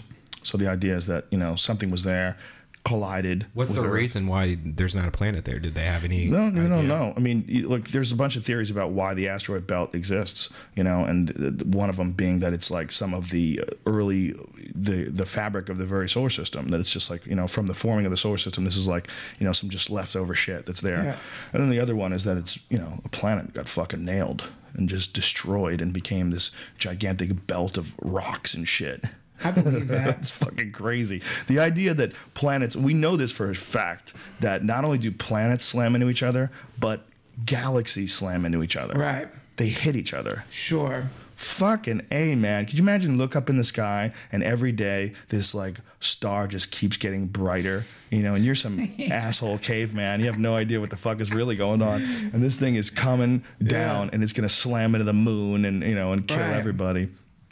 There's a lot of theories about the solar system that are really odd, and some of them are that some of the planets that exist now weren't there before, like Saturn. That Saturn is a fairly recent occurrence in the solar system. I mean, it sounds like total Where'd it come from? horseshit. Star explosion or something? Well, you know, the idea on planets that, you know, like rogue planets, I guess they get sucked in from they come from somewhere else and they get sucked into our solar system and get sucked into our gravity or any other solar system's gravity. And there's an interesting thing about this Pluto, this planet that's outside of Pluto, is that they're saying the gravity of this thing, one of the reasons why they figured out that there's something huge out there, the gravity of this thing is hurling comets in our direction. Weird. It's fucking weird, man. You never know. Like, the thing that freaks me out is the what are they called, pulsars, or they say like a star close enough could have like a super pulse that just flashes. Hypernova, and we're just dead instantly. Like, you're just driving home and suddenly the sky turns purple. Yeah, but you drive home and you get a semi hits you, you're just dead. You know, same shit. It's kind of different. No, you both die. Both things. Getting killed supernova by and a semi hitting you in the face. A semi and a supernova. It's a little. Well, different. for you, if you're a selfish cunt, doesn't think about the whole rest of the world. Yes, it's the same thing, Brian. And this is just like the whole world. It's just like me taking pills. The world will die right now. I'm gonna listen to some fucking Pixies music. Difference. Yeah, you might not know the difference, or you might. Did you see that new LCD screen that Microsoft announced the other day? This is like they showed what's in their labs right now, what they're working on, what the future of LCD screens on. It's called a steerable auto stereo 3D display. And what's cool is it's pretty much like a surface. And you can see the surface, so it's imagine like an iPad on a table, but really big, kind of like their Microsoft Surface. I've seen Surface. Yeah. So, but now you can grab things, and it knows how the distance up and down is, and you could do like 3D kind of cool. Just like the future when you see in the movies where they're like pulling up displays and tapping things and stuff like that. And they have this really cool video. The name of the video is called "Applied Sciences Group Smart Interactive Displays Microsoft." So. Great name. Yeah, I'll tweet it. And what's so cool about it? It's just the future of, you know, like surfing the internet. Pretty soon you're just gonna be like this. Like you're gonna take your hand, grab a browser, just sit there and play with like air. Right. And you're gonna be able to like just move things around. It's like it's kind of like Connect it's for interactive Microsoft. Surfaces. Everything's going to become an interactive surface, no matter what it is. Right. You won't be able to sell shit unless it's got like some access to the internet. Right. Everything, like this table, everything. But what's cool is the depth of it. And they also, in the same video, they were showing the future of 3D, where where it's flashing these lights at your face so fast that you can't even tell. So it will give you 3D images without the glasses, of course, but it shows how they do it. And he goes into it and explains and shows how it works and stuff. It's a pretty interesting video. I'll post it right now. Wow, it's trippy shit. This planet thing is really fucking freaking me out, man. Well, yeah, I mean, a lot of the stuff, like something that I think about all the time is like, how much are we affected by the solar flares in like a sociological way? And it's such a crazy idea, but well, it's not if you consider that the moon's orbit affects people's behavior. Yeah. Is that, I mean, they say there's no statistics to back up, like that there's more activity during lunar, lunar events. Right? Isn't that true? There's no statistics to back that up. Isn't that true? Because cops always swear by it. Yeah, no, I think there are. I've heard. I don't know. I never really investigated them, but I always thought that was true. But if they can figure out that there's a planet deep somewhere in our galaxy that they don't know about, just from the effect that it has on the moon's gravitational field, then that means it must be having an effect on us too. Like if it's literally like some planet far away is so powerful that it's altering the moon a little bit, then it would be that same minor pull would be affecting us too. Maybe the storms, maybe the weather. Well, it certainly does. I mean, look at what sun does. Just lack of vitamin D. I mean, we know it actually makes something in your body. It actually causes a vitamin to be produced by your body that makes you happy. That aids in your happiness and your health. And when you don't get that all the time, for long periods of time, people get sick and depressed. Yeah, they have. It's called seasonal affective disorder. Mm-hmm. Yeah, I mean that's seasonal. If you're in a place where that is a seasonal event, like in Boston. In Boston, during the winter, people do get depressed, and that's why it's called it's vitamin D deficiency. It's a lot of it, but it's also just fucking dreary. Yeah, that's why they have those sunlight lamps that are supposed to help. Did you know it snowed in Burbank? Did it? Like huge chunks of snow fell from the ground 2 days ago. I went outside. Hail or snow? It wasn't hail because hail's usually hard, but it seemed like really white, like wet snow. Wow. But it covered the whole roads and stuff like that. Were you driving? No, it was really early in the morning, and then it melted super quick. But I mean, it snowed all day. It was ridiculous. Wow. Well, this and a couple of websites here I'm looking at when it comes to the moon, and one of them saying that the claims of a correlation between lunar phases to human behavior does not hold up under scientific scrutiny. And they're saying that there's no connection, but then other people are saying that there is a connection. It's interesting. Other people think that it's really difficult to quantify. How do you know, like, if it really is a cycle, how do you know? I mean, whether or not it's actually caught. I mean, yes, you should be able to see just by like hospital reports and prison and police records. Shouldn't you be able to see? I would imagine so. I mean, even if it's a little bit of a difference, like a 1% difference, maybe you that's should be able to see. Yeah, but maybe that's like that. It's just small enough that it's the rate of inaccuracy. You know what I mean? Like this test is only 99% accurate, so it's kind of like the up down ratio. Yeah, this one site is saying, despite the fact that no evidence of a significant correlation between phases of the moon, the menstrual cycle, and fertility exists, some people not only maintain that there is, but have a scientific explanation for the non-existent correlation. It could be that just people want to believe it. Or it could be just like people would go nutty because back in the day it was like bright outside at night, whereas before you had to watch where the fuck you walked and it was super dark out. Like a couple of times a year, or a couple times a month rather, for a few days you get a giant spotlight in the sky, and so you could walk around at night. I mean, and probably people did nuttier shit back then. But if the moon affects the tides, is powerful enough to make tides come in and tides go out. Right. I could totally see how it would affect whatever weird oceans in your brain, whatever quantum oceans floating around up there. I'm sure it affects that. Yeah, there's that question, right? It's like how much of you is the chemical reactions that's going in your body, and how much of that can you manipulate? How much of that can you manipulate with, exercise to maintain your hormone levels, and for drinking water to maintain your hydration, Yeah. so you're not, how much of you is a bunch of these chemical reactions? I mean, what your personality, how much of that is dictated by what you're taking into your body? It's got to be a percentage. That's a much bigger percentage than the fucking moon. Well, one thing's for certain. If you are in pain, you're going to probably be an asshole to the people around you in some way. If you're fucking hurting, like when, the old classic, when you walk into the dishwasher with your shin, and somebody's nearby and says anything to you, like, are you okay? I'm fucking fine. I'm fine. Fuck. Because it hurts so bad. Right. You know what I mean? It's like, so if you're in pain, if you feel like shit, in whatever way you feel like shit, for whatever reason, you're probably treating the people around you like shit. You know the opposite of it? Take ecstasy and sit next to the stupidest person on the planet. You feel so good. You're like, I love you. You really are amazing, man. You really are. Your ideas are, they're good. You're okay, good. but that's not good, right? Well, is it, or is it? I mean, is it good to be in wonder of everyone, even retards? Or is it? Yes. You think? I think it's whenever you get around that kind of energy coming from someone, or for whatever reason, when you run into someone really smart, you get the sense that they've managed to turn the judgment thing off on their computer, and they just like you, just because you're having this bizarre experience on the planet with them, and they kind of get it. That's one of the most healing things. I used to, at one point in my life, when someone would be judging me, and I would know they would be judging me, I would feel insecure. I would get upset. I would get like, wow, like, man, maybe I'm a loser. Maybe, but if I felt like I was being, unfairly scrutinized, I would just think I'm a loser. I'm losing at this, whatever this is right now, and this person doesn't like me. Now I have a completely different effect. Now when I feel like someone's judging me, or someone's being hypercritical or shitty to me, I'm like, why are you being a cunt? Right. Because I'm nice. I try to be nice to everybody. Like, there's no reason why this has to be a douchey conversation. Yeah. If it's douchey, you're the one who's starting the douchiness. Yeah.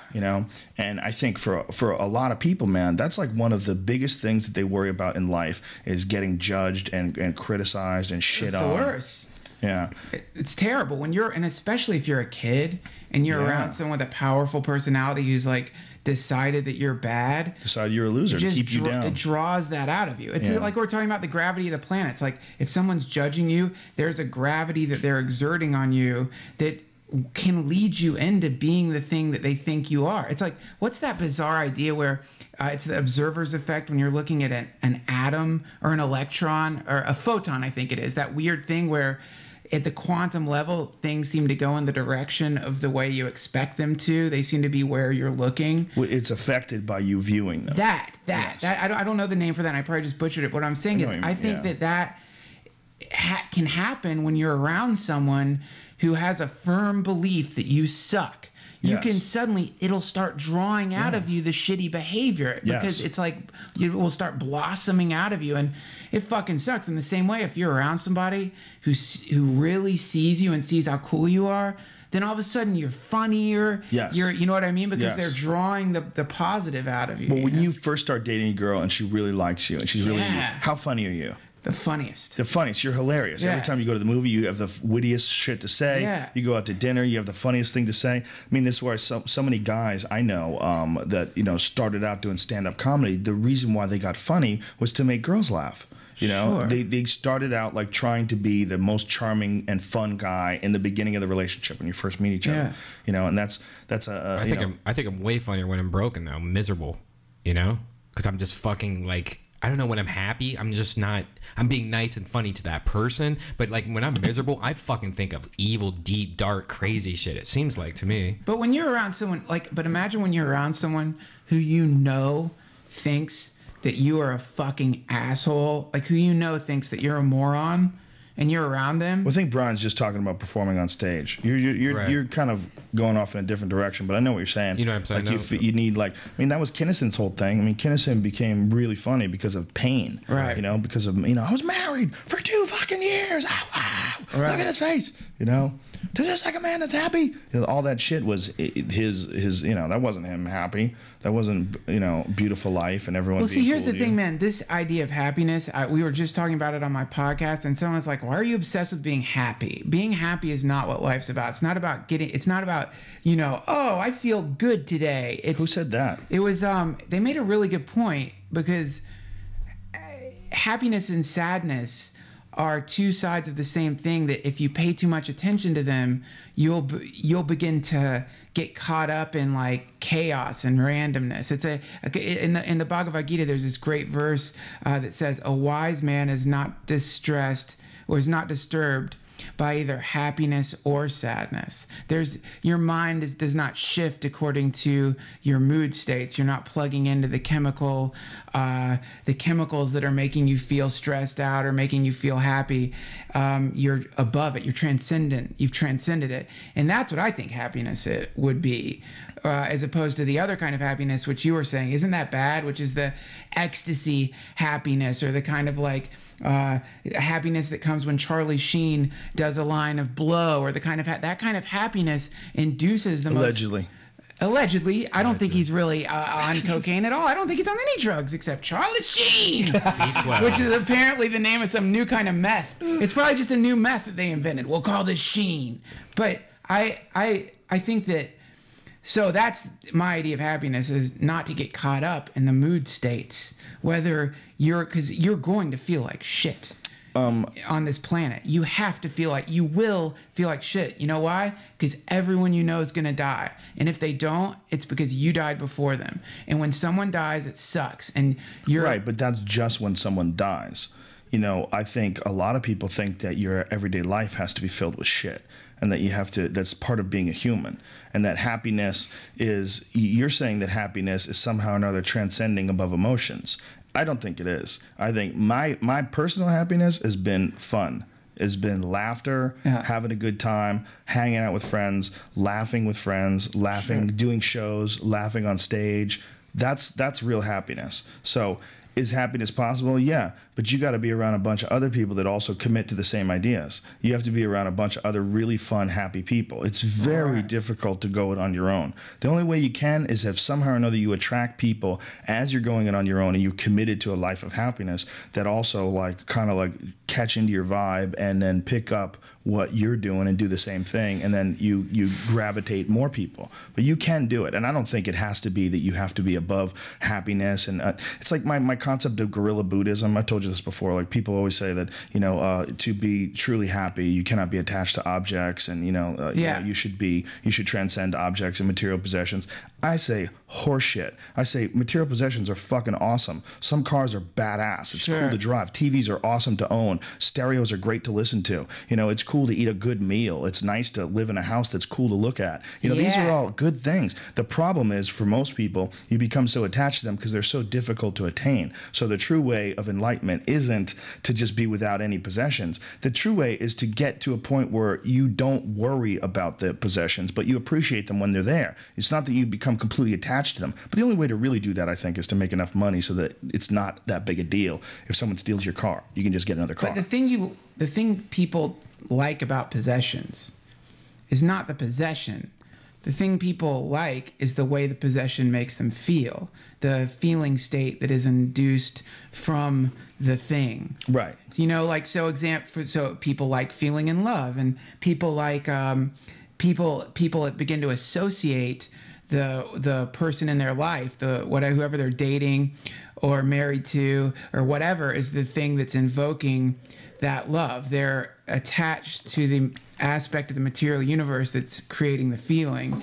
And I think that there's a place, and maybe it's legendary, and I shouldn't even believe in it, but a lot of the saints and a lot of gurus and a lot of people who seem very advanced seem to point to a place that is not dependent on being triggered by things in the material universe. In other words, the feeling that you get from amazing stuff is a pre-existing feeling inside of you. You already have that inside of you, and you're letting stuff be the excuse to feel that way. Whereas the idea is you can pop into a state where you're always experiencing that type of excitement and pleasure that you've limited to, if I get a great job, if I get a nice house, if I book some other thing again, or if I get a brand new car, if I get the new Mac, I'm gonna feel great. It's like that old Buddha quote, enlightenment is possible in this lifetime. Yes, that's exactly right. Can't it be both? Can't you have a badass car and still try to be enlightened? Is that possible? Well, that's the thing, man. I think there's something negative about eschewing those things, about avoiding. I do too. I think it's retarded, because then you get fucking people who are lying to themselves and pretending to be a certain way. Because that's how many people drive a Prius just for the social I'm cred? an environmentalist. I'm an environmentalist. I love the earth. I love this sweet earth. I think a lot of people buy it just for the mileage. Though. I'm down. Seriously. Yeah, sure. I mean, it's They $4 definitely today. do. Over But $4 guess what? today. Brad Pitt doesn't. Okay. Yeah. No, people. Here's the thing. People want to put off. They want to put off meditating or experimenting with different forms of spirituality until they're good, until they feel like they're perfect. They want to approach. They're like, I'm going to be happy soon, but let me get rid of this other shit first. I got to take care of this stuff. That's not it. The idea is you approach understanding yourself and the universe and your connection to the universe, not from a place where you think you're going to be, but from where you are right now. Right. Is some filthy, no matter what, if you haven't really meditated a lot, the chances are you're absorbed in some, if you're on Earth, you're absorbed in some really stupid, crazy shit. And if you wait till you're better balanced to start meditating, you're never going to meditate. Right. You're never going to get into, just from exactly where you're at as a fucking sex crazed beast or a alcoholic or with 7 heroin needles falling out of your arm.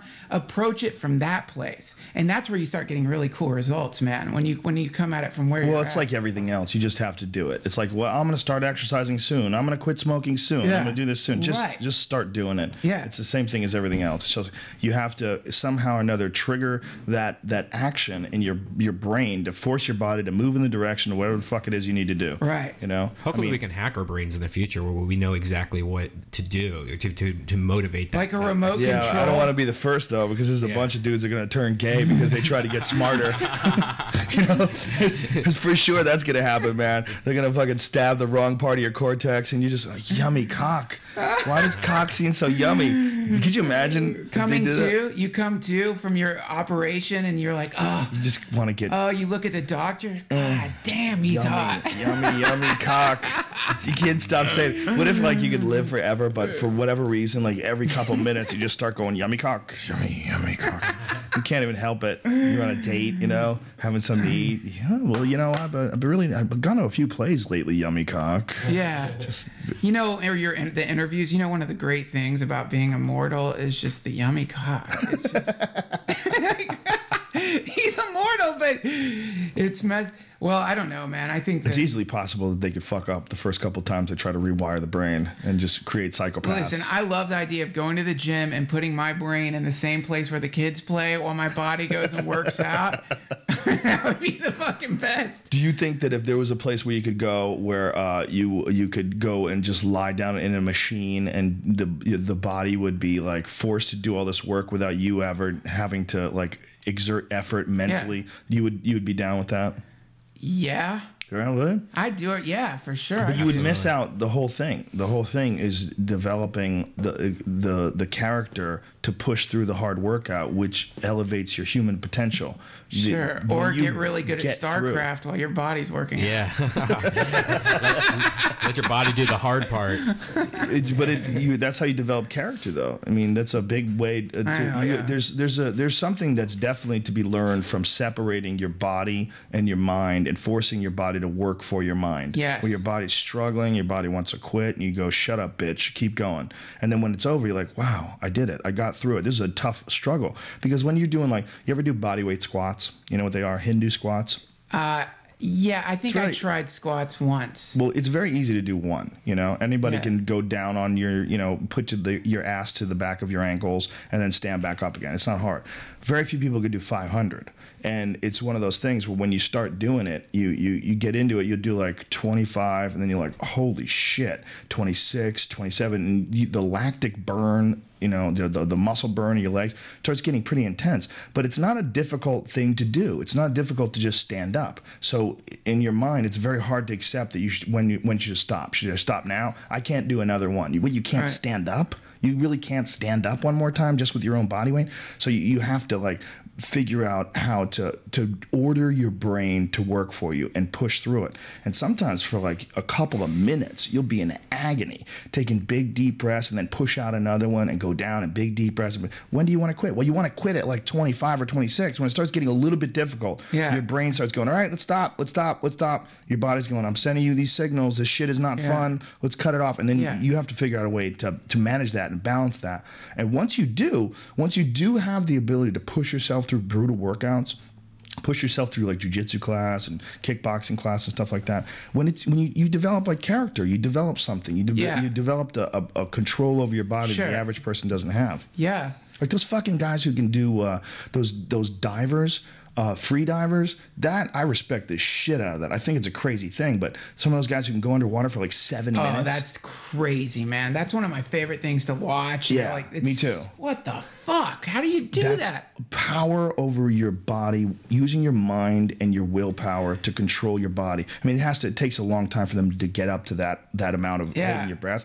But God, man, perfect example. Like every second you want to quit. Every goddamn second your body's sending signals like enough, Dude, let's get some air. When I was in Hawaii, stoned out of my mind from drinking pot tincture, we went snorkeling, and there was our group snorkeling, and then I realized there was a guy with a snorkel who wasn't in our group, and there's no boat anywhere to be seen, and like land is far the fuck away, and this guy's swimming around, and like we're all snorkeling. He goes under, and I'm watching him go way, way, way, way, way down, and he's staying down there, and he knows we're watching him, and he's staying down there for an impossibly long time. And I'm like, it went from me being like, wow, that guy's great, to like my heart started beating, because I was like, oh fuck, I think this guy's drowning. Like, I think this guy's going to die.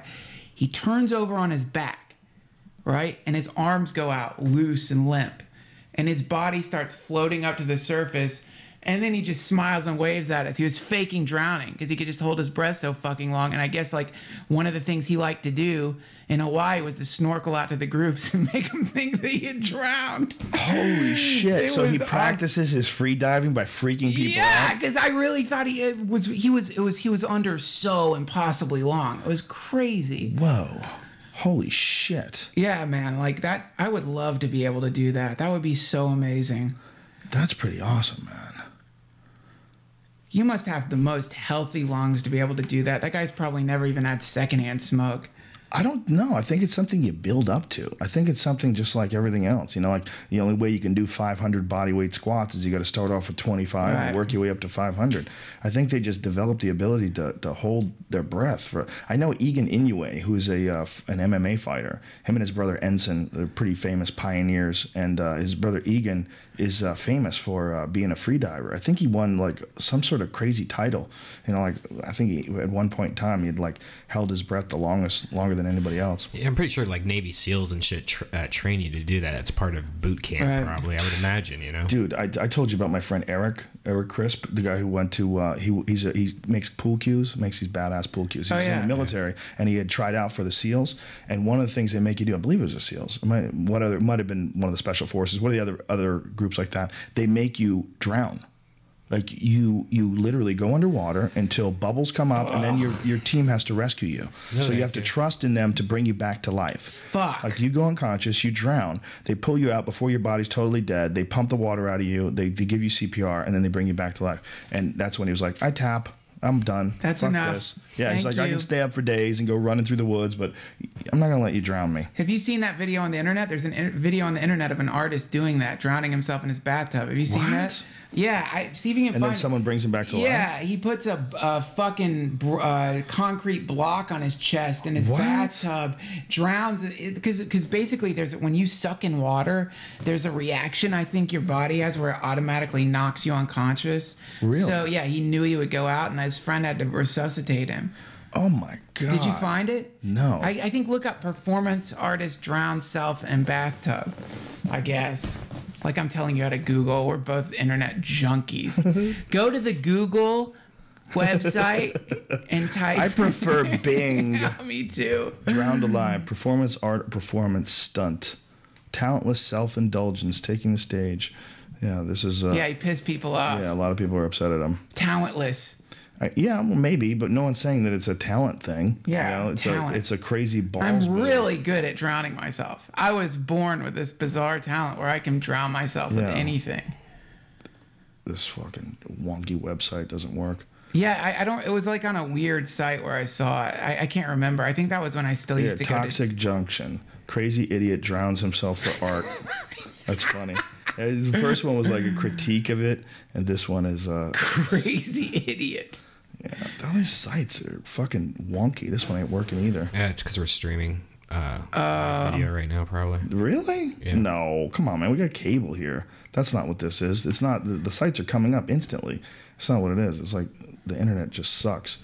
My website sucks. Yeah, but lately. it doesn't matter what your download speed. It's your upload speed's probably bottlenecked at something like. Hey, Brian, I got a question for you. This is I've got a technological question.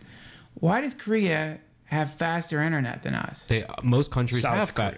most countries South have Korea, faster internet than us. Why? We're just behind. They're Because way we're out ahead there of us. kicking ass and making freedom, Brian. That's Some right. shit that gets left behind. Same reason why right. their cell phones, or their video games, Oh, everything. here it is. It's better. Here's Homeboy. If you just look up drowning performance art, go look it up on YouTube.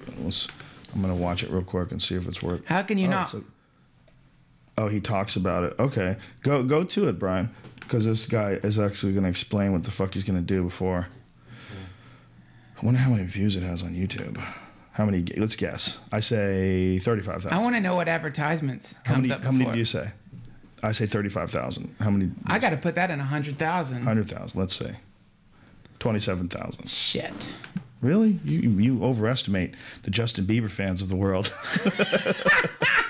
But then again, look, Justin Bieber's at least singing a fucking song. Those But no, you idiots put just lying in a bathtub. Justin Bieber as the soundtrack to a guy drowning himself in the bathtub. It'll quadruple the views. I don't know what Justin Bieber sounds like. I have no idea what a Justin Bieber song Like is. an angel. Is that it, Brian?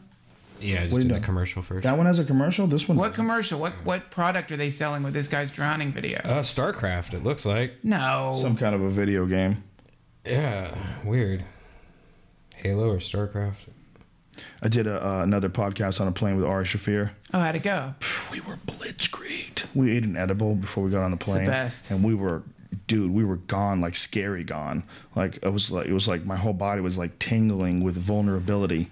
Do you get to that state? But you're so taken care of on a plane. It's the perfect place to do it. Like Until you freak out and you can't get off the plane. Shit, Last time man. Ari was on a plane and did it, he almost had to tell the stewardess that, hey, I need to get could off you the plane. land the That's a plane? bit of an exaggeration because he was on. This is the time he was with me. He said, I almost had to get off the plane. I was like, really? Not really. It was just a thought in his Yeah. head, but he never really actually did it. Like you press the stewardess button and ask if they would mind landing the plane for a I'm second. landing in Phoenix really quick. I just have to run. I don't want to be rude. I have to run out into the desert and find myself. But Ari goes deep because I'd like to introduce myself. Here My we go. name is Jonathan Murphy. I'm a performance artist. I hate him already. My work is heavily influenced by Chris Burden's performance art from the 70s. He's the artist most famous for his piece Shoot, in which he had his friend shoot him in the arm with a .22 caliber rifle. That was a wonderful piece. What you're about to see Another winner. next is a piece of mine entitled Drowning. I feel that this piece requires a little bit of explanation. When water enters the airway, the vocal cords constrict and seal off the air tube, thus preventing any water from entering the lungs. This is called a laryngospasm. Mm-hmm. During this initial phase of drowning, very little water, if any, actually enters the lungs. It actually fills up the stomach. My hands were bound and a concrete block was placed on my chest. This was done in order to weigh me down, but it also would help force air out of my lungs once I lost breath. You'll see that nose clips were used as well in order to ensure safety. Yeah, because that's what you My want to friends worry were about instructed when to you're fucking drowning yourself. wait for me to go unconscious and then immediately pull me out of the water. That and Cox, it sounds like. So, I think that's pretty much it. Let's watch. His friend, like, how many minutes did his friend think about not picking up that block? I wonder how long he went under for. So this guy's in his underwears now. First of all, that's a bitch-ass move. If you're gonna drown, you should be balls out. Fucking let your cock hang out, son. Shit yourself. Yeah. Come on, man. You're afraid we're gonna see your penis while you're drowning? You know, you're showing us your ass there, sonny boy. You're dying in a tub, and you're worried about people seeing your penis? You fucking pussy. I'm a performance You artist. fucking fake crazy person. There's a cinder block on his chest. By the way, that cinder block ain't stopping me from drowning, bitch. I'll stand right the fuck up with that what thing the on fuck me. is that? Is that real? It's dumb. So is this guy just gonna start breathing now? What happens here?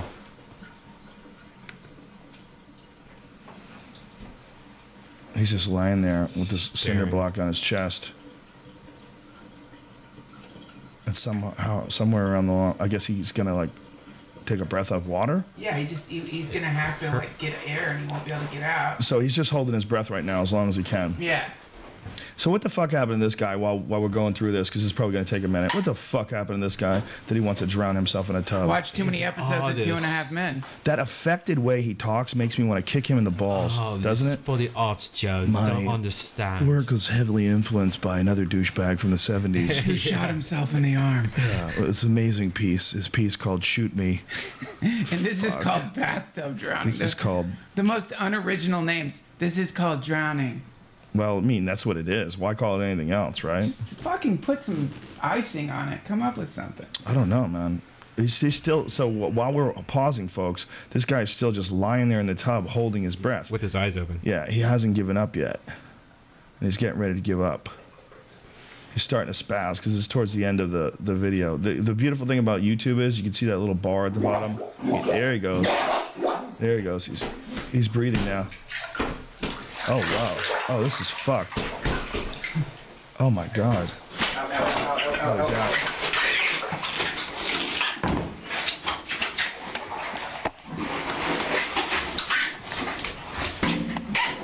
Whoa.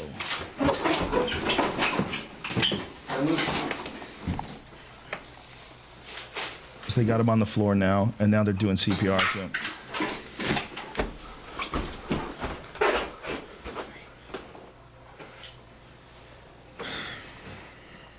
Oh, this is so fucked. The guy's blowing in his mouth right now, and he's still not back. He's still done.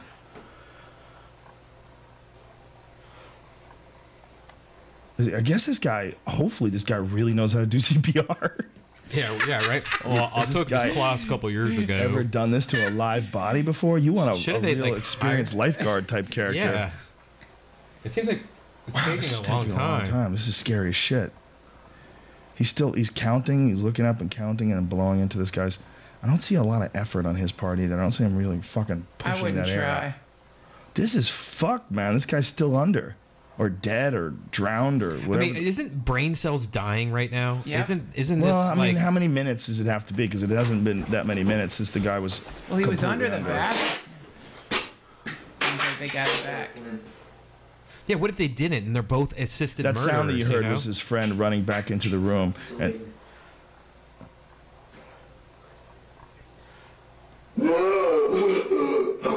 wow. And now he's back to life. Holy shit. Holy shit. What the fuck, man? That took a long ass time.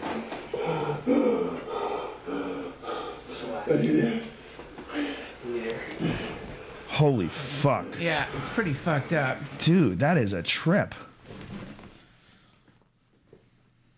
Let's see at the end, Brian. Let's see if he's got something stupid to say. I'm like, I don't know what the fuck I was thinking. Don't try this at home. Wow. We are all fascinated by that transition, you know, from here to there, Yeah. from present to not, Yeah. from life to death, from here to gone, you know. We're all fascinated by that, man. The death of the body. How often do you trip about that? Dying. Oh, look what I got for you, by the way, that you What? keep forgetting. I got your notebook that you left here when you lived here. We're not going to read from it. Joe's already read through it. I heard about what you have to say about ponies Thanks. and love. This thing has been burning a hole through my chest. You're just lucky that you didn't become famous. You're lucky that you didn't become famous in the time between living here and going out on your own, because I would have sold that fucking thing. If you were Charlie Sheen, I'd be on the Today Show right now. I have the documents. That is a true friend to give this embarrassing journal back. Well, this is a journal that Duncan got the boot from his missus back in the day and lived with me for a few months. Best roommate ever, by the way. The only one that's ever cleaned. I've had a couple guys live with me. The only one that ever actually kept his room clean is Duncan. But Tate lived with me for a few months and it was like a goddamn tornado in there. It was ridiculous. Tate's a fucking savage. Tate might as well just cut a hole in the side of the hill and Tate would have lived in there just the same. Tate's crazy. But anyway, Duncan wrote this journal about his feelings and the relationship. And the reason why I brought this up, the reason why my mind even went to it in the first place is because a lot of people are scared of the isolation tank for the same reason they're scared of death. Right. Because it almost is like a personal death of you. You know, like a temporary death of you. Yeah. For a brief moment. You cease to exist when you go into that tank.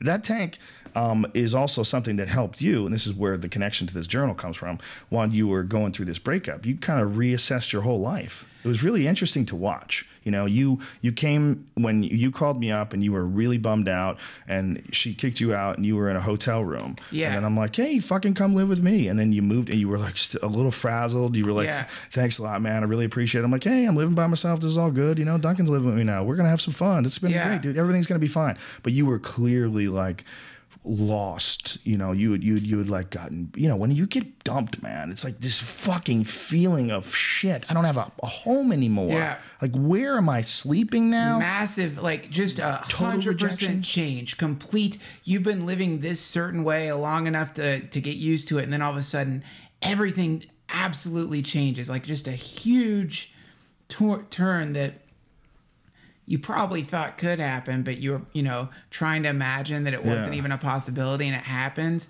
Well, that's like you go into shock. You're attached to a certain rhythm, a certain pattern, a certain set of surroundings. That massively changes. You go into shock, and that is the perfect time to get in a fucking flotation tank when everything's discombobulated and floating around inside of you and all the weird assemblage of emotions. And more than anything, though, what's cool about that shit is you get a real taste of truth. Like, that's what truth is right there. That's like the experience of truth, which is change, which is dramatic, radical change. Fucking unavoidable. Happens all the time. The isolation tank keeps you from distracting yourself and makes you think about your life. Yeah. It makes you think about what's going on. So for me, it was so fascinating having you here at a real low point and watching you pull right out of it, like very quickly. Like when you got into that tank and within a few weeks, man, you were laughing about shit and joking around about shit. Yeah, it was cool. It definitely helped, and that's why that's why friends are so important. Because like, if you don't have friends and you get into that predicament, terrible. It's the worst feeling. You feel completely alone. But you know, even if you don't have friends, you can still pull yourself out of it. But you have to, I guess, really want. You know, you have to want to. Yeah. Look, anyone can improve their surroundings. You can improve your situation, but it was really interesting for me watching you because it was such an unusual opportunity for both of us. It was an unusual opportunity for me to watch someone who didn't have a lot of experience with a tank, but who was such a curious person and psychedelically experienced like you, and then have access to this thing on a daily basis. You know, and for me to watch you go from this like really low point to like really like gaining ground, like you came out of it like stronger. It was so fucking cool climbing out of that thing in that state of being, in the state of like having had, because psychedelics are not limited to drugs. There are many ways to induce a psychedelic state of mind, the tank being one of them. And another way to induce a psychedelic state of mind is to have dramatic change happen in your life that rips back whatever delusion you were living by and shows you the true universe. Yeah, people turn the term psychedelic to a lot of people means like seeing things that aren't there, hallucinations, dancing mice, shit like that, pink elephants flying through the sky. That's not a real psychedelic state. The real psychedelic state is the dissolution of cultural conformity and your ideas of the universe, all your predetermined patterns of thinking, all your adopted behavior patterns, all that gets stripped away, and you're left with the core of you and your decisions and what you can and can't change, and how you led yourself into a position where you were so weak in the first place that you needed saving from. Like why did you have no foundation? Why did you fall apart? Like, what is it about life and about trying to get by in this world that leaves us so fucking vulnerable sometimes and so in need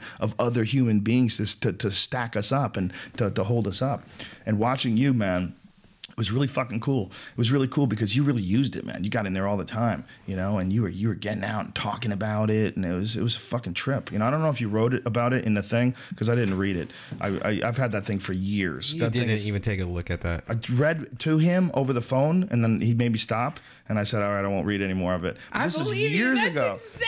This is years ago. That thing has been sitting in my office for. Oh, I'm terrified. I think it's like 2004 or something. What year was this? I can't wait till I didn't date it. 2004 or 2005, I believe it was. Didn't date it.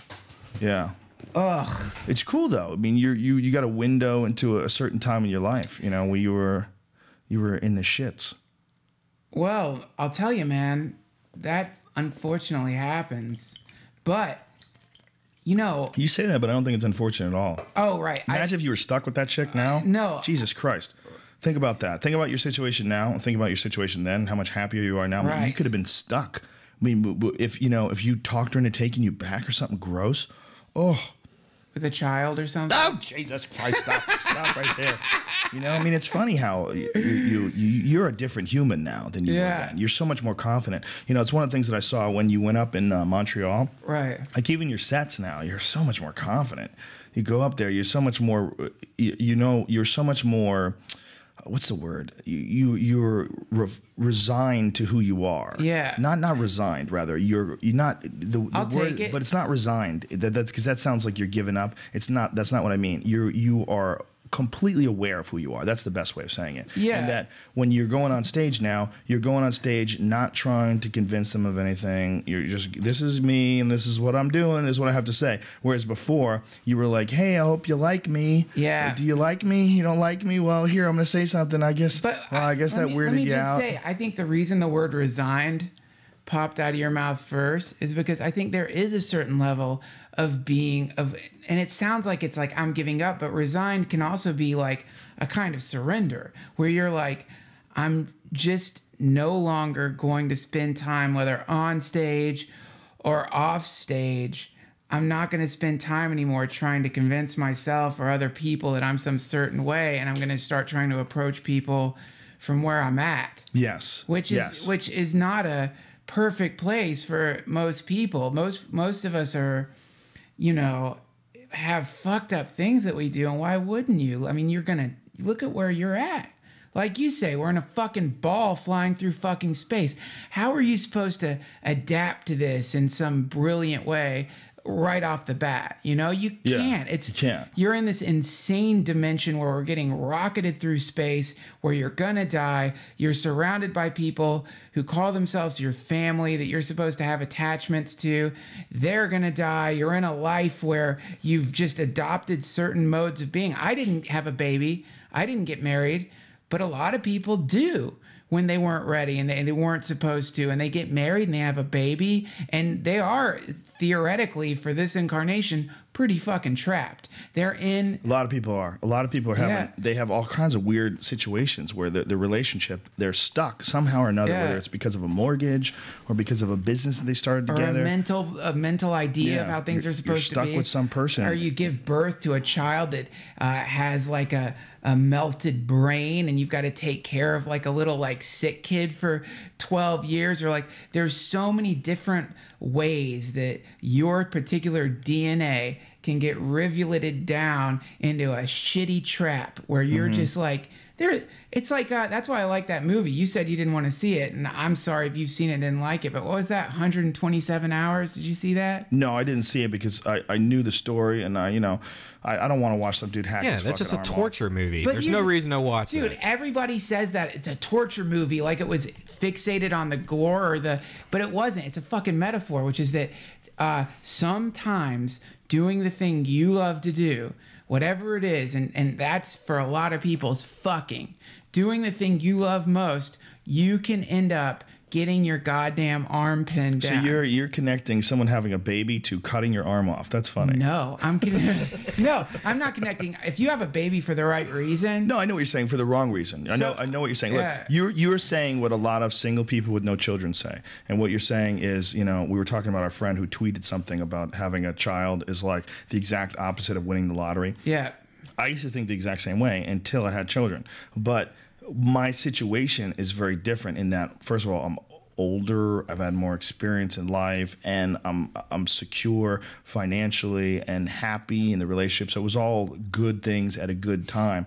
But when I look back on past relationships, some of them, there was a bunch of relationships that I've been in, like way back in the day when I was younger, and I really didn't know what the fuck I was doing. I was hanging around with chicks that I probably really didn't even like that much, but I was still having sex with them. And sometimes you'd have like a crazy fucking breakup or a crazy bad relationship. That person could be out there with your kid, and then you have to deal with all kinds of the nonsense that comes with that. I mean, we all know somebody that has kids, that's in some shit situation. Yeah. So I hear what you're saying, man. What I'm really saying is like the idea, and it goes back to what of being comfortable, resigned to who you are. Yes, that's where I didn't like the way I said resigned, though. I didn't mean resigned. I don't mind. Sometimes you have to be resigned. You know what I mean? Not all of us are fucking Charlie Sheen. Not all of us are rock stars from Mars. Not all of us are a freaking rock star from Mars. Yeah, some of us are like, we all trying to pretend I'm not special. We're fucked up in a lot of ways, man. And that's, if you start from, it's like, one thing that I would try to do when I used to work out, and it's like when I first started working out, I would try to lift weight that was so much more heavy than what I should have been lifting, out of this sense of like, I could lift heavy weights. And so now I'm like trying to lift like way too, I'm like, I should be at the fucking pink weights. And I'm like trying to do pink weights. You know what I mean? I'm trying to do like really fucking heavy weights, because it's like, this is how I see myself down the line after I've been lifting pink weights for a while. That's how you get to the heavy weights. Right. But if you start off right away trying to pump those fucking heavy weights, then it's disaster. You're going to pull your fucking muscles. Like people, like dudes who lifted weights. One guy I think came up to me, he's like looking at me like, what are you doing? He's like, that's way too much weight. Like, and so this is like having a kid when you're 16. Having a kid when you're 16, or deciding that you're a famous comedian before you are. Yeah. Getting on stage after a couple of months and getting in your fucking head that you're like, you've been doing stand-up for 15 years, or being a fucking painter and like just immediately thinking you're a great painter. Because I've had friends who've gotten into painting, right? And they've only painted for a year. And they show me some of their paintings, and the look on their face is like, I'm supposed to react to it like I'm seeing a Picasso or something. It's like, I hate almost everyone that shows me things that I'm supposed to look at that they did. Almost every time someone does that to me, I'm like, are you really going to do this to me, man? Please, no. Don't do this to me. Don't make me this. read your fucking script. Don't ask me to read your script, you fuck. Yeah. I hate that. You think you can read my script, bro? It's the worst. Ugh, the worst is when it's bad. Yeah. And then you're obligated to talk to them and go, oh, here's the situation. You basically did Men in Black meets Back to the Future written by a 12-year-old. It's like, you have to, you can't say that, but you can't even say that. You have to go, wow, man, that's pretty good, man. It's pretty good. Well, no, then that's the thing. That's where you get, and I think kind of what we're talking about, which is like, at some point you have to make a decision. am I going to spend the rest of my life lying to the world? Am I going to spend the rest of my life trying to manipulate people around me because I'm too lazy to tell them the truth?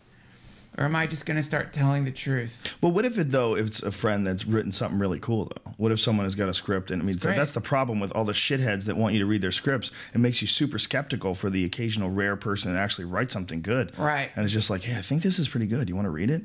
And then you're like, yeah, all right, I'll read it. You know, but I mean, how many of those are there? Most people I know who are really good at things, they don't ask me to look at it. I end up looking at it because I want to. Yeah. Like my friend Emo, who just visited, like his music's fucking good. So like I try to get new CDs of his because I want to listen to it because it's really fucking good.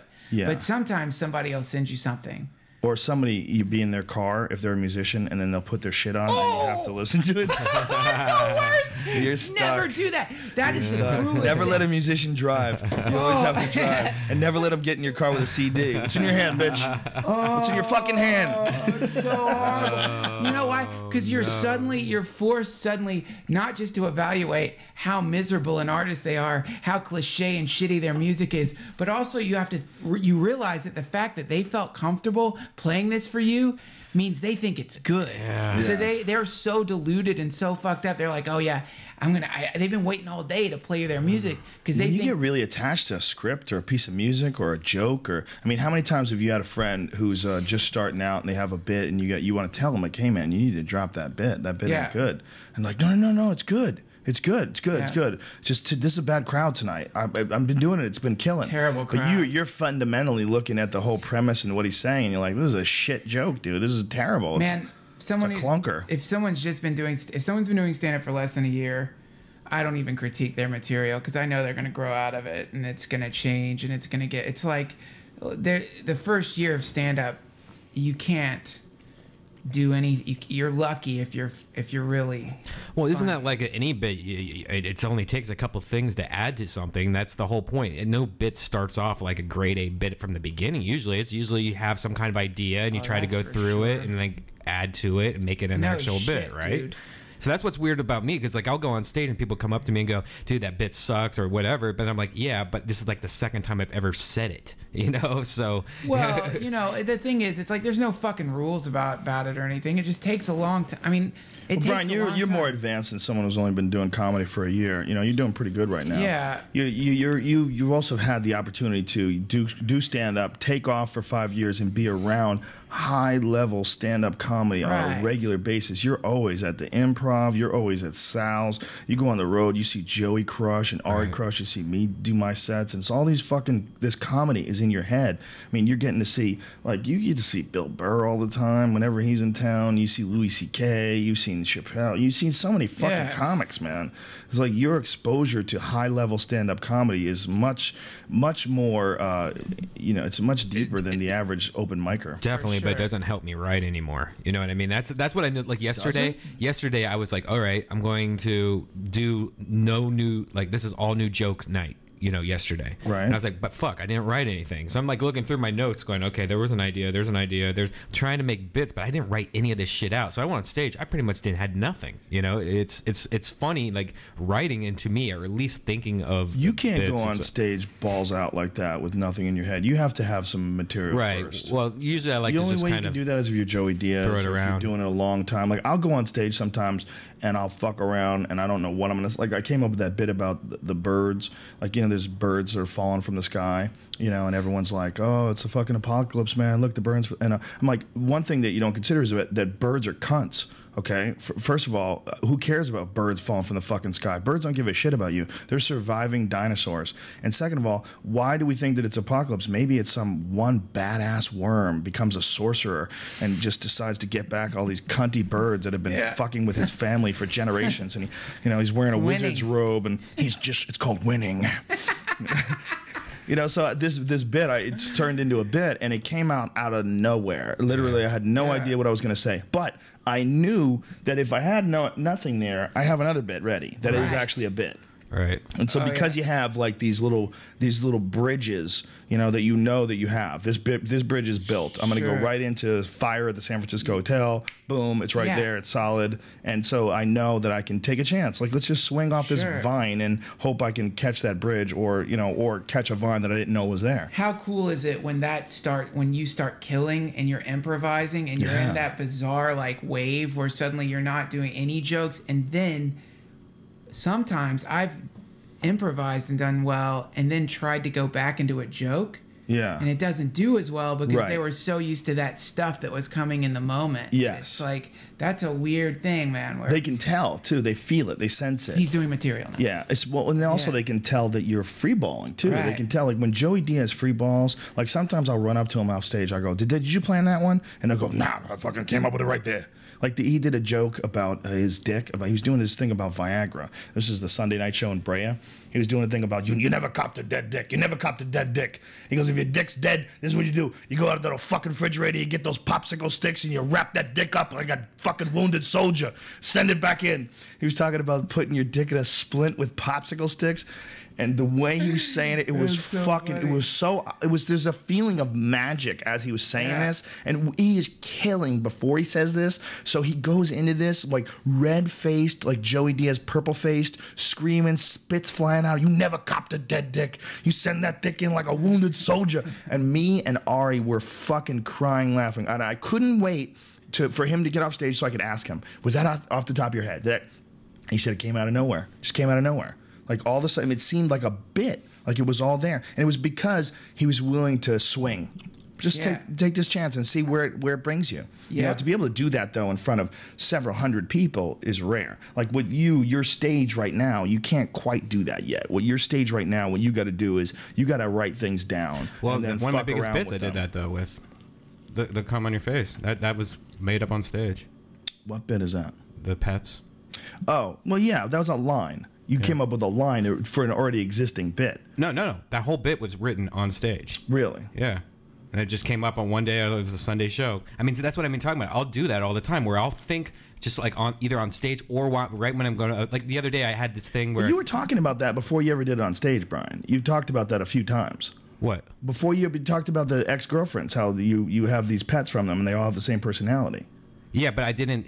When the first time I thought of that bit, I was seriously waiting for the comic in front of me to get off stage, and I'm just thinking like, I got to do something about my animals because I feel like I'm a single mom right now. And so I went on stage and said, "Hey, I feel like a single mom." Oh, blah, so blah, maybe when you talked to me about it, you had already done it on stage. Maybe it's that. Yeah. I don't like when people do that when they pretend they're having a conversation with you and really they're trying out material. Right. That's just the word. What's worse is when it's very obvious. Some people can actually get away with it because you're like telling the joke and they think it's funny, but some people you could tell they're just doing bits. Like, there's a dude I used to play pool with and it was brutal. He was a comic and he used to go, "Tell me if you think there's anything in this." Like, no. Oh, that's the worst. I dropped my head down. He didn't have a whole lot of friends and he was like really into his comedy. And he was one of those guys, he was a decent comic, but he wrote out every fucking joke as he would say it on stage. So it never seemed like when he was on stage that he was really just up there fucking around. It always seemed like, here's some material that I wrote today. Yeah.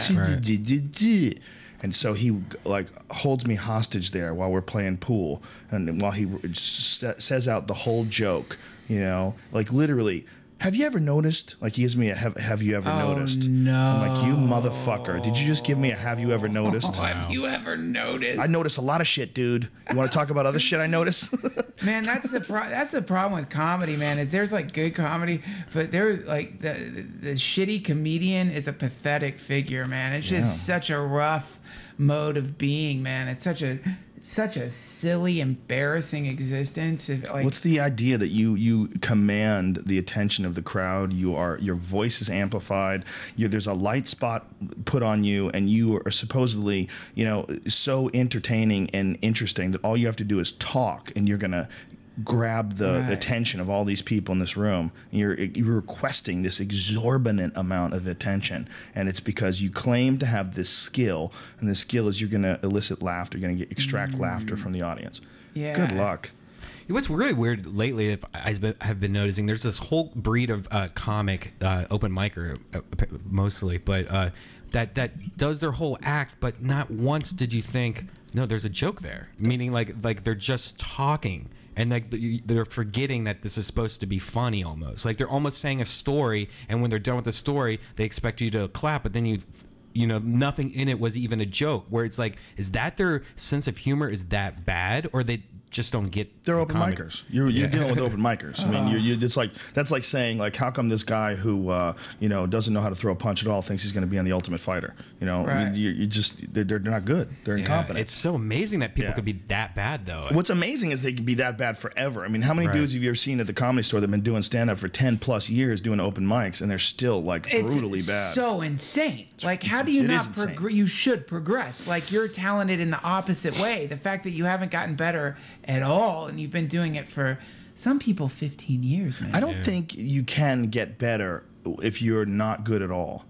I Right. think, you know, there are some guys that get into comedy that truly don't understand what comedy is, and they see other people doing it and talking it, but they're so socially unaware that they don't know how they come off to other people.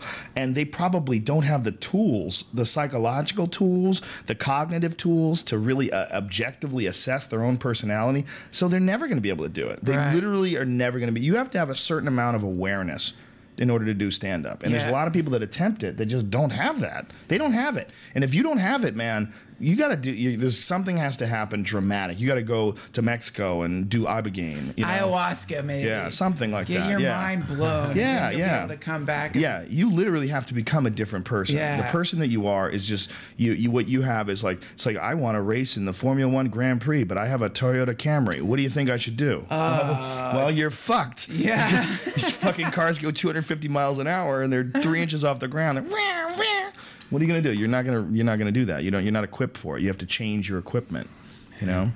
That's it. That's what it takes. The snake must shed its goddamn skin from time to time. And This is the end. Praise Jesus. praise the Lord. Praise the Lord. My only friend, the end. Well, you're all slaves, dude. Ride the snake. Dude, you know, I've just, this is kind of like a weird off-topic idea that I've had, but I wanted to tell you about it because I had this weird, because you were Catholic. You're This Catholic. whole thing is off topic. No, you can never say this is off topic at this podcast. This is off the script that we've Okay. been rehearsing for the Yes, last few I was days. raised Catholic. Yeah. And in religion, there's this idea of tithing, where you're supposed to give Sure, 10% of your 10%, yeah. income to the church. So, dude, I've started thinking about that, and I've started thinking, like, how fucking interesting would your life get if you decided to give 10% of your income, not to the church, but you decided to, like, give 10% of your income to do, like, really cool things for people randomly. You know what I mean? Right. I see what you're saying. You know Like, what I'm create your saying? own sort of church offering. Yeah, but it's not, no church is involved or Right. anything. I know You what you're just saying, like, yeah. because like to go back to the idea of psychedelic states, things that induce psychedelic states, fucking helping someone randomly that Mm-hmm. doesn't expect you to. Like, if you go out and you think, I'm not a big fan of giving money to like people in front of 7-Eleven who are like covered in sores. I think that that's like kind of like a way of killing somebody. But like, if you go out and like have some extra money and decide to, I'm going to do something cool with this, or you just try to like convert your financial energy into some positive thing that you randomly do for someone, and you decide, I'm going to do this from 2 to 4 o'clock today. Right. That puts you in the weirdest, most psychedelic state. And when you do some random good thing for somebody, dude, it blows people's minds. Yeah. Like, they freak the fuck out. Like, the look on their face is like, what just happened to me? Because everything is inverted in our society towards the self. Everyone's always thinking about themselves. Everyone's always fixating on themselves. If for 2 hours you don't fixate on yourself long enough to go do some random fucking thing for somebody, dude, it's trippy. I definitely think that putting energy in towards, you know, any sort of charitable notion, anything where you're helping people, it definitely is the right kind of energy to put out there in the world. It definitely can induce, you know, a different state of mind, a different state of being. But the charity thing, which is great. I mean, anything's good. Like, but when, you know, you call in and you give money to somebody, or you have some kind of fund that you put money into that helps something, I'm talking about like physically. Right, I know what you're saying. Oh, okay, yeah. Well, I mean charitable. I mean like going out and helping people. I definitely agree. I mean, how many of these fucking organizations keep getting busted? Charitable organizations. When you find out like the Wyclef Jean thing for Haiti, and you find out they're all stealing money, and it's like it's always something like that is always going down. Doing random cool things for people, it does. It gives you like it definitely gives you some sort of a weird charge. When I gave away my isolation tank online. Right.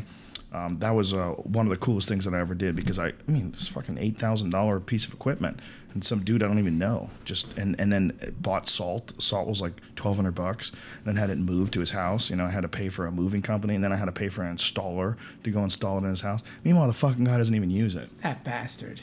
Yeah, man, I want to ask him for it back and give it to you. Do you have a place that works out? Oh, he has the best place I ever got a now. perfect place for a tank. You need to get one. I want to float. You gotta see his man cave. Yeah, we need to get you. I got a fucking man cave. I got a place right next to a shower where I could just basically go right from the flotation tank into the shower. The world needs Duncan Trussell to have a fucking isolation tank. Please, God, hear my prayer. Really, you need to make some money. And a Verizon iPhone. Yeah, you're with well, you got a couple different projects going on, but when one of these hits, man, when you get your first fat check, we're gonna get you. If this guy won't give up the tank, I don't think this guy wants to give up his tank. I think he's going through a divorce now though, so he might have to move the tank. He might not have the money to reset the tank up. Right, I'll store it for him. I talked to him about it like a year after I sent it to him, and he's like, "Yeah, I hardly ever use it." I'm like, "You fuck."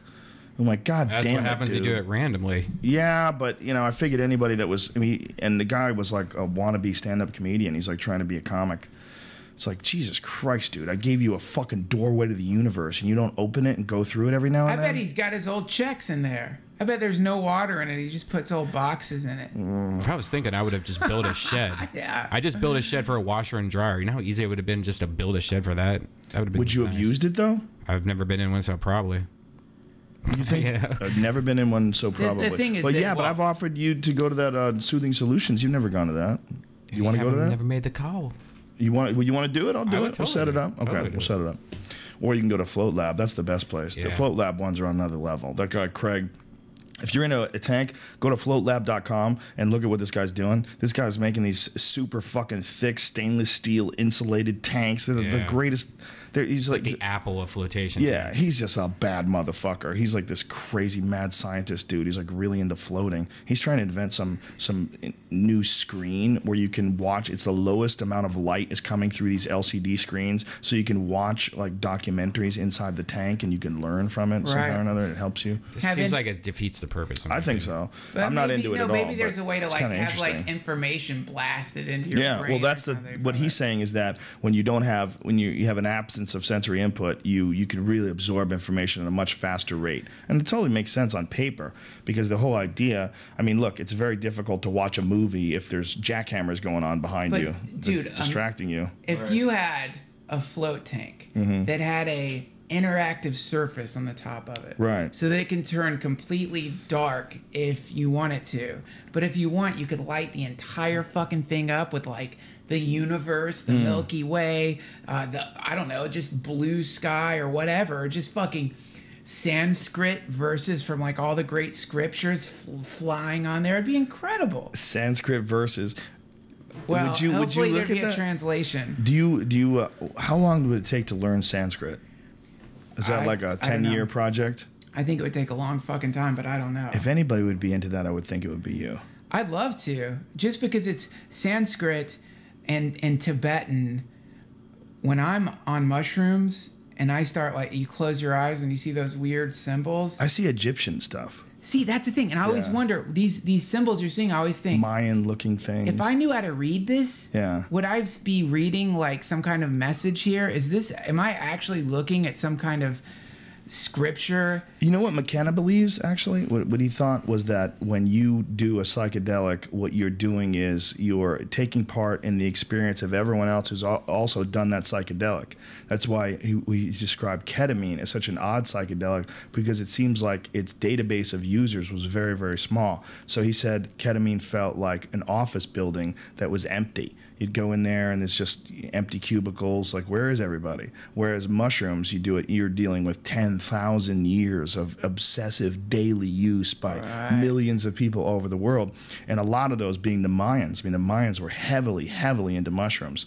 You know, when I was in Chichen Itza and I went on a tour, the guy that took me on a guide was a really interesting guy. He was a local university professor who also did guides, like did tours and shit like that. It was just really deep into the history of it, and he just openly talked about the psychedelics, like how they would take psychedelics, and they had all different rooms that they would, you know, practice different rituals in. And it's well known that there was a deep history in Mexico of psychedelic mushroom use. So it's not surprising that when you do mushrooms, and especially if you do mushrooms that you buy in California, you know, I mean, you're probably getting the same strains that the Mayans got. I mean, you're probably getting those Mexican mushrooms, and you see all sorts of weird Mayan symbols. It's almost like what you're doing is you're somehow or another tapping into the past people's psychedelic experiences. Obviously, this is all just. When are we all going to go eat shrooms? Us three. We should do it. We should just go fucking on the beach somewhere. As long as they don't have psilocybin in them, I'd love to eat mushrooms with you guys. Psilocybin? What do you mean? That's what makes you trip. As long as they don't have psilocybin in them? I was talking shiitake. I don't want to announce eating mushrooms to 500 billion people, of which by now at least 3,000 are police officers intently listening with a notepad. They just said they're going to the beach. It's just as ridiculous that mushrooms are illegal as Monsanto trying to you know, patent a pig. It's just as ridiculous. Like, how the fuck is one person going to tell you that some spore of a fucking plant, a living organism that, by the way, which is actually closer to a human than plants are to humans. You know, spores are closer to us than well, because they eat organic matter. Yeah. But dude, how fucking crazy! It's not just that someone feels okay, like the enforcing the law. If you eat those fucking things that make you see some kind of weird transcendental language that the Mayans were trying to copy down, that's what I think. I think they were seeing a language and they're like, all right, this is the best way we can replicate this weird language that we were seeing. I think that's what happens. It could be. But to think that something that produces like that effect, there are people right now in federal fucking penitentiaries right now laying in a cot in a federal penitentiary listening to fucking white Aryan resistance murderers jerking off. Just because you wanted to fucking see the mothership for a second. You're 3 doors down from a guy who fisted a 6-year-old. What the fuck? I know. How is that possible? I know. Well, actually, you know, nonviolent drug offenders don't get locked up in the same place as people that fist 6-year-olds. But I know what you're saying. Oh, really? Just the fact that they're in a cage at all. I mean, maybe you do once you get in there and they, you know, one of the fucking Hispanic guys wants to fight with you and you stab him in the neck and, you know, you wind up getting a murder rap on top of it, which happens. It happens to nonviolent drug offenders. They wind up getting, you know, much deeper penalties for something they do while they're actually in prison. Dude, my friend got a DUI, went to fucking county jail. His jaw was broken within 6 minutes. It was like a Saturday night and there were gangbangers there. He had to take a piss. They wouldn't let him get to the toilet. He's like, I've got to piss. And they just were like, what'd you say? What? Boom, broke his fucking jaw. For what? Because he fucking drove from a club after one extra beer? That's insane. Fuck you that. shouldn't be lumped up in the same group of people. But, you know, then again, what if your friend slammed into a fucking car and killed someone's kid? Well, you know? I mean, obviously, you don't know how drunk he was, and I'm just guessing, but it's the same thing. I understand. You shouldn't drive drunk, and God knows, like, I'm not saying drive drunk. Well, he won't do that again, I'm right? just saying that's not the, well, I don't know. Did you get raped? Not. Well, you shouldn't have had that beer. Yeah, that's what you get. I guess that's what you get. It's so fucked up, man. I definitely think that people should be penalized for putting other people in danger because they're drunk and irresponsible. But when it comes to things like mushrooms, it comes to, you know, psychedelic experiences and the idea that you can make any sort of plant that grows here or fungus that grows here naturally, it's a part of the ecosystem already, way before, you know, we invented any law. This is fucking completely ridiculous, especially when you look at all the stuff that is legal and all the stuff that can kill you and all the stuff that you could buy at any store. It's completely silly. It's not, there's no logic behind it. It's not like this is like a rational decision. Like, you're obviously deciding what I can and can't do. You're deciding what kind of experiences I have, and there's no science behind it. This is not 1950. You can't pull pull some McCarthyism bullshit on me. I can get online and I can say, well, look, no one's died from psilocybin. How come psilocybin's illegal? Well, look, here I can show you 1,000 different people that'll tell you that they've got over post-traumatic stress disorder, they've gotten over addictions, they've gotten over all these things because of psychedelic experiences, and you're telling me that it's illegal. You're telling me that it's bad. Well, why is it bad? Here's the deal with anything. Whenever there's something that people can benefit from, and people have all these stories about, and people there's an area to explore, and someone's keeping you from doing that and trying to lock you in jail if you do that, they're the fucking criminals. They're the monsters. They're the monsters. They are the fucking criminals of the human race. Yeah. You are putting a crime on people. You are literally stopping people from evolving. Yep. Those are the fucking demons. Stop man. doing it, Duncan. I like to put people in jail. Duncan's all about constricting. I love it. There's nothing I love more than gags. having a mushroom addict in the back of my We're squad gonna have to car. explore ball gags and whips someday with you. Oh yeah, diapers. Yeah. I remember when Diapers. Do you remember coming up and saying that to me? That's hilarious.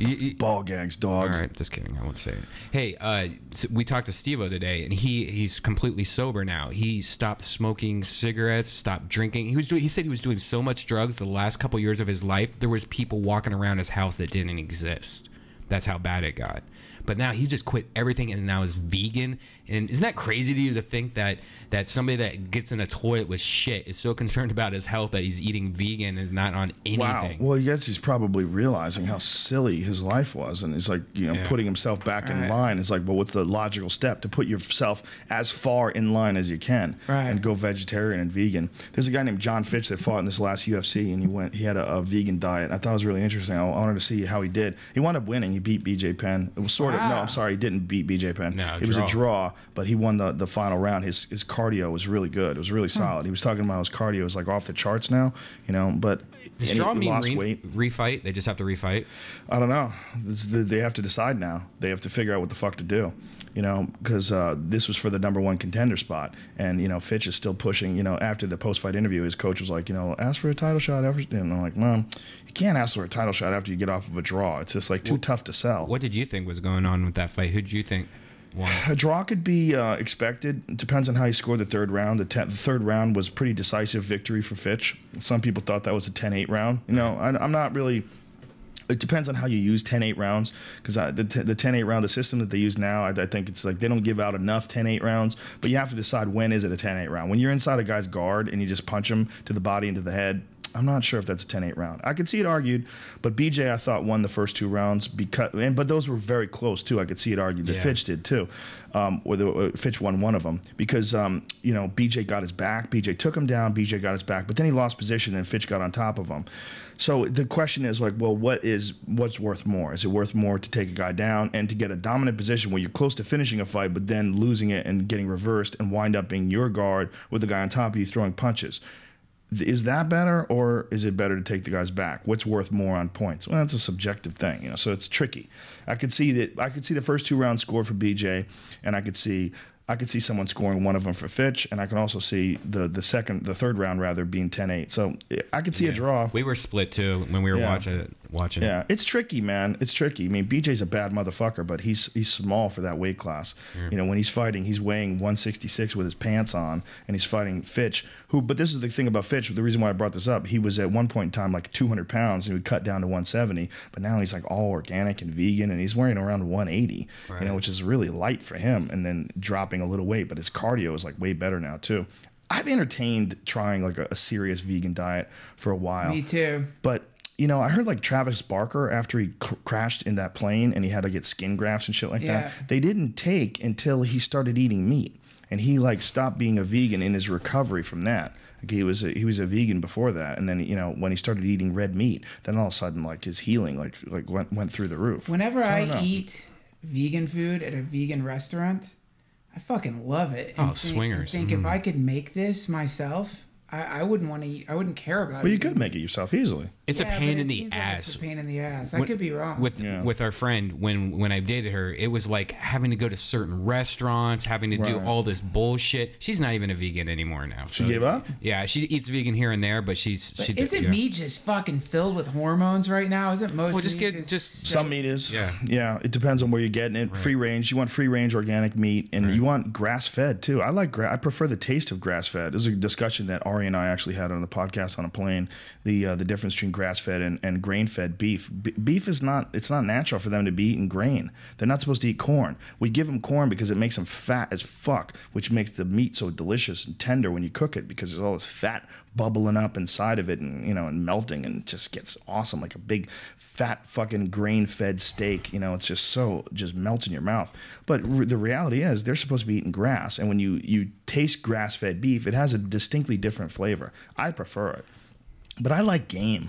I like eating I like venison and elk. I like eating like those meats. I have like my theories about that shit. I feel like anything that's tough to catch is easy, or tough to catch rather, is really good for you. And things that are easy to catch, like cows, you can just walk right up to a cow and shoot them in the fucking head. They're stupid, Like you'll shoot a cow in the head and a cow right next to him, like, he doesn't even freak out and go, holy fuck. But like you try to shoot a pig, pigs will run from you, man. Pigs, and wild pigs, like wild boar, very good for you.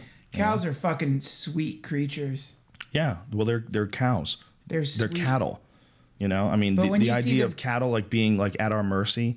They're like like in India how like they worship cows. Mm-hmm. So in India, like in the streets, there are these cows that have just been being petted by people like dogs. They are fucking sweet. Don't you think though that docile behavior has been engineered through years of breeding for them to be farm animals, for them to be used to be killed? It's an unnatural thing for people to just walk right up to an animal and be able to pet it. People are creepy fucks. I mean, you have to engineer an animal to be that docile. It comes from a long relationship with humans for sure. Yeah, wild cows and shit like that. They don't have that sort of. I mean, are there wild cows? What the fuck am I talking about? I'm sure there must have been at some point in time. It must have been wild, there right? still is. Well, cows are so valuable. Very few of them are wild, right? No, cows aren't valuable, are they? Like, is there cows are very valuable. Really? Worth a lot of money. Sure, cows are worth a lot of money. Of course, man. Steak is expensive. I would think that cows are a dime a dozen. How much would it cost to buy a cow? It's a good question. I think. Look it up, man. I would love to do that, man. I would love to have my own farm someday and just have animals that, you know what they're feeding, what you're feeding them rather. And if you're going to eat them, how they're treated, that it's all humane. Dude, I think about my dream idea of that, which is like this crazy place out in the woods with solar panels where the majority of your electricity or all of it is coming from the sun, and you're feeding yourself from this place. That's feasible here. Yeah, it's feasible, but it's so much work to run a farm. It's insane. Yeah. It's not like either you have like people working for you and doing it, or if you're involved in it, you just work all day and sleep, and you wake up and work all day and sleep. Yeah, but you can be self-sustaining, which is very rewarding for a lot of people. Yeah. The idea that you grow all your own food, you grow all your own vegetables, and you grow all your own animals as well. But yeah, you could hire a few people to run it. I mean, if you just wanted a farm only for your family's sustenance, that's kind of an interesting theory, an interesting sort of a concept. Set up a farm where all the vegetables that you grow are vegetables that you eat, and then I guess in the wintertime you can them or something, or you have a greenhouse or something. You can them. Looks like cows are about $1,000. $1,000 for a cow. So that's a bargain. Think about all the meat on that thing. So you can either buy 2 cows or buy the new MacBook. Oh, fucking new MacBook all the way. You guys, well, let's end on this because you guys are fucking goofy Mac heads.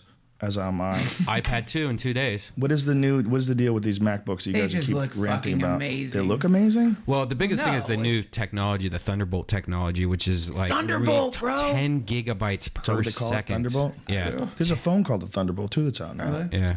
Who copied off who?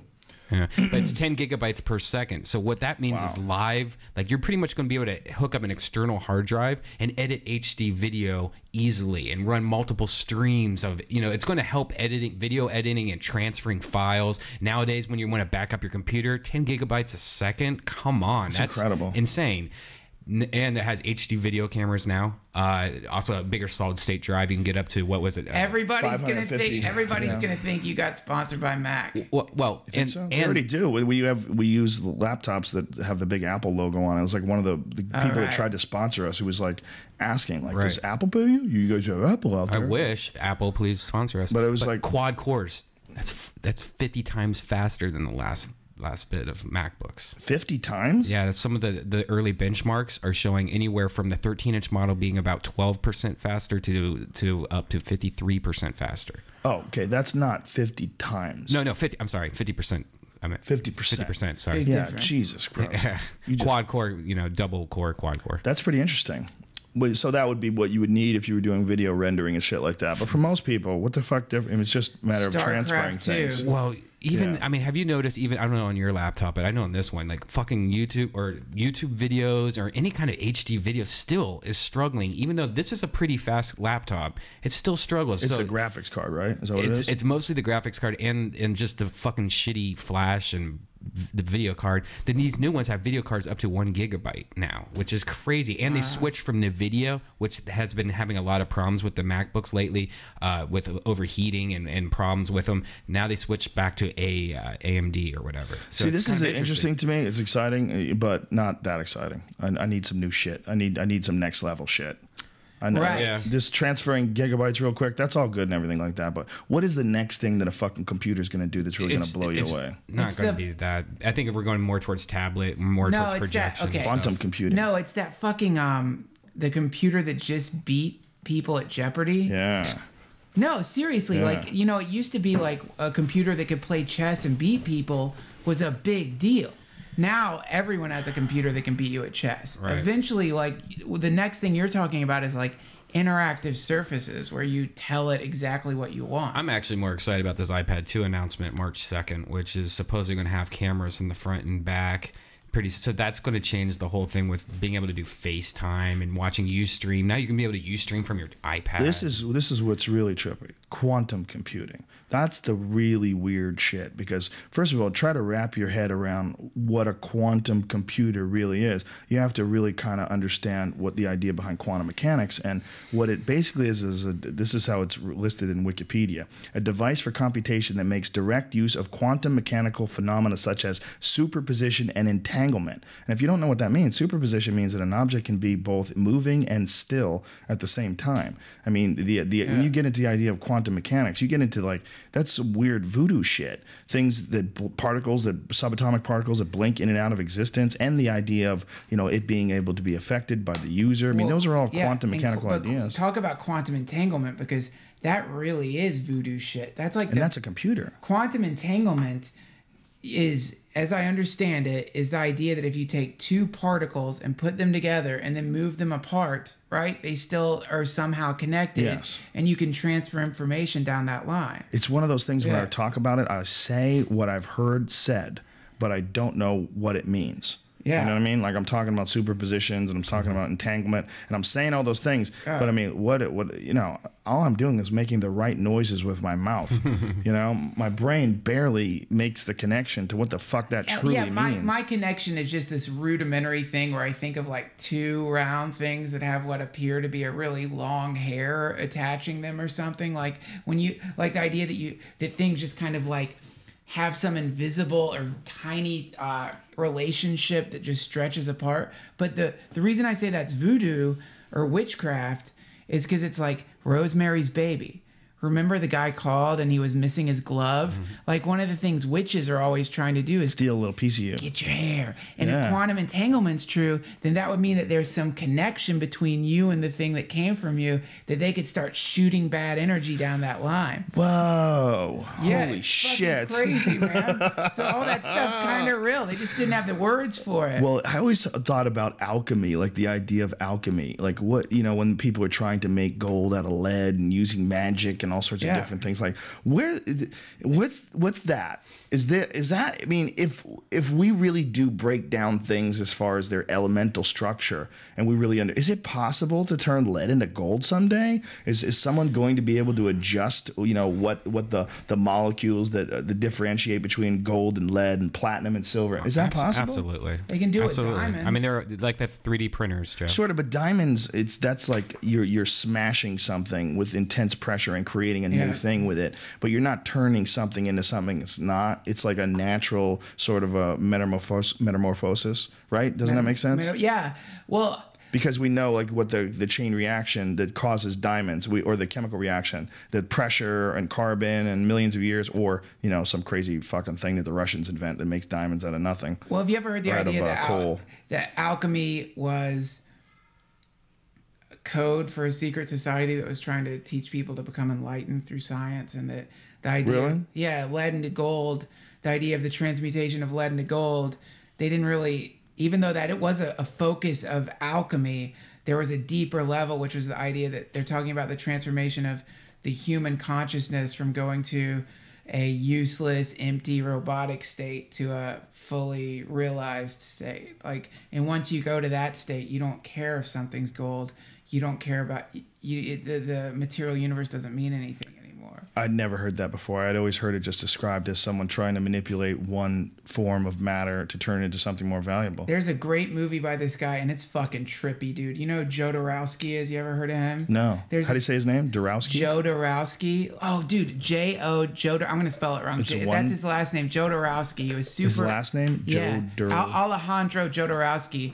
And there's a movie that he made called The Holy Mountain. Alejandro Jodorowsky. Yeah, look up Alejandro Jodorowsky. It's actually WSKY. Jodorowsky.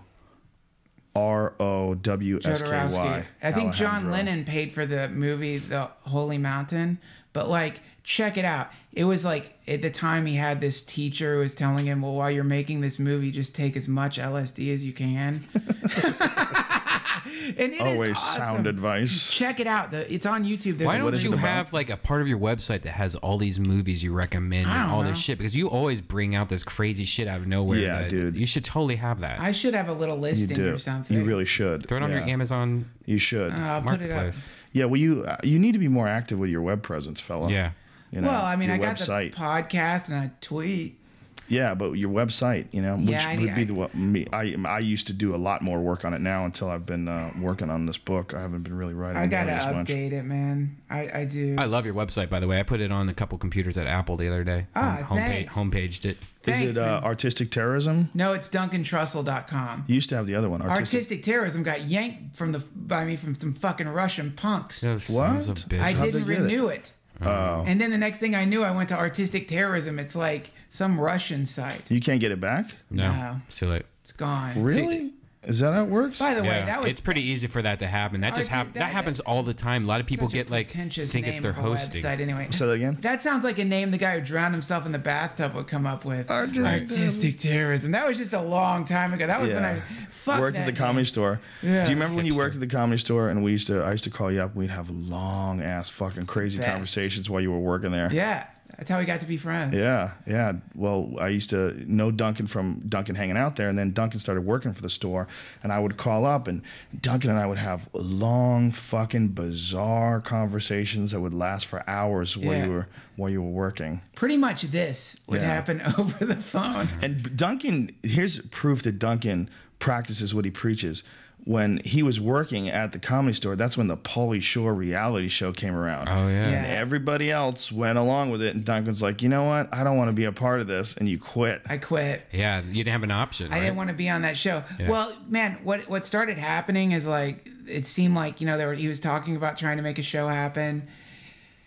And, and then the show started happening for real, and all of a sudden I couldn't sleep at night, and I was grinding my teeth. Because the idea of having to be on this reality show, and I would wake up and my teeth would be grinding, and I'd be like, oh, and this fucking feeling, that pit of my stomach, like, oh no, this is it. This is how you're gonna. Because I didn't know at the time. I was like, fuck this. What if the show takes off? What if you're the fucking guy who works with Polly at the Comedy Store? You're not a comedian. You're just a guy behind a desk answering the phone for Mitzi. It was just like the most humiliating. It would have been the worst thing ever. Yeah, I give you props. really- Man. That was cool that he did that. Yeah, you really like, you know, you had a reaction to it, a very strong reaction, Yeah. which a lot of people wouldn't, because this was an opportunity for you to get on I'm television. gonna get on TV. It's ballsy. Ooh, I gotta get on TV. I just gotta get in front of those cameras at all costs. Do you think you could have done Fear Factor? What do you mean? If someone came up to you and said, "Hey, Duncan, we have this show. We want you to host Fear Factor. It's going to be this network reality show." Yeah. I don't think that would have been your. You think? Do you? No. You no, might no. not have done it. You're a weird dude, man. You might have walked away from it. Let me explain the difference between. And by the way, because I do not want to come off like I'm some kind of like saint or self-righteous, like super, like my artistic integrity. Yeah, it wasn't just any reality show, by the way. You had worked there and saw the toxic environment that you were dealing with for a long time, and then saw that the most toxic of all was in control of this sort of project, and it was going down all the wrong paths, and you know, you made a conscious decision. And I needed a way the fuck out of that job. It was a desk job, and like, I needed to get the fuck out. And it was just like, it seemed like a lot of things were aligning at the same time that gave me a way to move on instead of continuing in this job that, by the way, it was like a job where I was tired of it. The guy who's the current talent coordinator was obviously really into the idea of having that job. Like, for him, he wanted to do it. Whereas for me, it was like, it had gotten to the point where I wasn't inspired by it. And it was just seemed like to continue on would be the ultimate hypocrisy and would be a shitty move on every single level. It's interesting because a lot of people would have never thought about it that way. They would have thought, well, here's an opportunity. I mean, honestly, me personally, I probably would have thought about it and said, well, you know, if I was working there, at least I'll get on television. This will give me an opportunity to, you know, maybe branch off and do other things, you know? Yeah, well, you know, man, I've got a really like weird hang up when it comes to performance, which is that I think that people, if they're performing for something that's making money, deserve to get paid for it. And so when I do our comedy show at the cemetery Thursday, we pay, it's this Thursday, we pay our comedians, we pay everyone who performs. And if I'm shooting something, even if it's something that I'm not getting paid for, if someone comes and is in a sketch I come up with, I pay them. Like, I give them money because they drove out there and gave me their time, and they fucking deserve it, because I believe that you should be compensated for art. I think that it's one of the highest things ever. So another thing that was a little off-putting about that show is that I was clearly going to it wasn't just like they were going to film me at my desk doing my job. It was like they wanted to create a heightened reality, you know what I mean? Which they wanted you to fake shit and follow a script. And so I brought, and it was a bad script. And so I said, you know, well, I mean, for one, I was in a actors union. It's like, so wait a minute, you're not going to pay me for acting? You have to, like, I know that you're making money. Anyone who's acting and spending their time involved in this thing should be getting paid. They should get a little piece. But you weren't going to get paid. The producer said to me, absolutely not. No way. This is a documentary. We're shooting a documentary. You're not. That's fucked up. There's no payment involved in it. Wait a minute. Who is the producer? It was whoever was producing Jimmy the show. Two Hands. They literally told you that you're going to be on the show and not get paid at all? Yeah. So you were going to be on TV making your salary from the Comedy Store. Correct. Whoa! Wow, I didn't know that. Whoa! What a bunch of cunts. So I did not know that at all. Yeah. So. Does that surprise you? Given the toxic environment that we were talking about, where you knew about a comics opening for him and not getting paid and all sorts of other shit. Yeah, you're doing it for the store, buddy. Well, no, that's the problem about that attitude. Which is in so many different aspects of society, which is where the artist is given the impression that they are lucky to be doing their art in a certain place. Yes. That is fucking Satanism. That is not how it works, man. It's like, I don't care what the fucking place is. The art, if it's a place that's making money and generating money off the artist is at the top of the fucking pyramid. That's just logic. If there's a fucking guy who makes beautiful cabinets, the most beautiful cabinets in the world, that guy is not going to be like, man, I am so lucky to be in this workshop where they let me make these cabinets. No. Well, the Comedy Store is the worst case example of a place that thinks it's the star. The place that thinks it's what's important. Well, let me just say... It's changed a lot lately. Yeah, it has. It's a totally different place. I have to stick up for the place because but I go up there regularly, and the comics kind of took it back. No, the comics kind of took it back. But that's not just it. The place, honestly, the place is on. Isn't Dean still the manager? No, I've never seen him there anymore. The place has undergone a fucking a geologic shift. They're putting on really good acts right now. It's fucking packed all the time. It's got a really exciting, good vibe there. And that period of stagnation and weirdness that which drove you out, that's long gone. Yeah. Really? Yeah. Yes. So what do you think killed that? Mencia not being around anymore?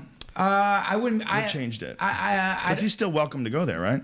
Mencia? Yeah, he can still go there and I don't know. go up anytime he wants. I think he has to call in now. Where But you've they got used like to have fucking. to. I think Sarah Silverman just went up there. She's there all the time. Popping in. Chappelle's been Every there. time I go in there, I'm like, what the fuck? It's generally just like burgeoning. Like You know what it seems like? It seems like the management kind of took a couple steps back. I don't know if they were told to, or that they just kind of got bored of trying to be. Because now it seems like really you just see the comics. Like the comics are just all. Well, that's always best case scenario. You know, this talk about people getting paid. Here's another interesting topic that I wanted to bring up to you, and we'll just end on this because we've been going on forever. There's a lot of podcasts that are doing podcasts now in front of live audiences, and it's a way of generating revenue for the podcast, but they're not paying the people that are guests on the podcast, you know, and one invited me, and I'm not going to name any names, but invited me to go and be on one of their podcasts in front of a live audience. And I said, no, no one's getting paid. Someone's going to drive an hour away. And I've done this before, by the way, because I just, it's kind of it's an opportunity to go and be on something and, have some fun and, and network with all these other people that are doing these things. But at a certain point in time, you're like, wait a minute. How much do you charge? It costs $20 to get in or $30 to get in, and you've got 500 people in here. What's going on here? Is this a comedy show? Because if it's a comedy show, then it makes sense that you're the headliner, but you have to pay the opening act. You got to pay the middle act. You got to pay everyone who performs on your show. With the bandwidth though that podcasts have been racking up on some people, like what was Adam Carolla saying that he was paying up to $5,000 a month? I think he said $10,000. $10,000 a month. Jesus. I mean that shit's real shit, man. That fucking bandwidth. Podcasts are usually about 100 megabytes each. You times that by a couple 100,000 people. That's ridiculous. Mm-hmm. Yes, but you know what? Guess what? How much does it benefit those comics to be on the show? It benefits them a bit, but it definitely benefits the person who's running the podcast to have a star on their podcast. Right. If you're going to do it in front of a live audience. So it's a weird situation right now. It's like it's a weird dynamic. It almost feels like we need a union to step in. It's like, how can you do that? There's just a basic logic that should go behind. If you're making a show, if you're producing a show, there's just a basic logic. The basic logic is the performers are the heart of the show. If you're making money, you have to compensate them. That's just logic. You're not doing them a favor by letting them perform. Well, you are kind of a little bit because you're giving them exposure. I mean, think about every time you come on this show. I mean, this show obviously we're not getting paid except for the sponsor, and the sponsor basically. It's all gone. I mean, the sponsor pays for bandwidth and Brian and a bunch of other things, and it's all gone. But you get on a show like this, and for sure, it elevates you and makes people aware of you. But then on the other hand, the show's way better when you're on. Like it benefits us too. Like that used to bother me a lot about like radio shows where like someone would say something douchey about someone, the person wouldn't want to do the show anymore, and they would say, "Hey, didn't we help you? Didn't we help you out?" Right. Like, yeah, but you can look at it that way, but you can also look at it like you need to have funny people on your show for your show to be good. You should be happy they go on. Absolutely. It shouldn't, But you don't. Here's the difference, man. This show, for one. I've made a fortune in fleshlights.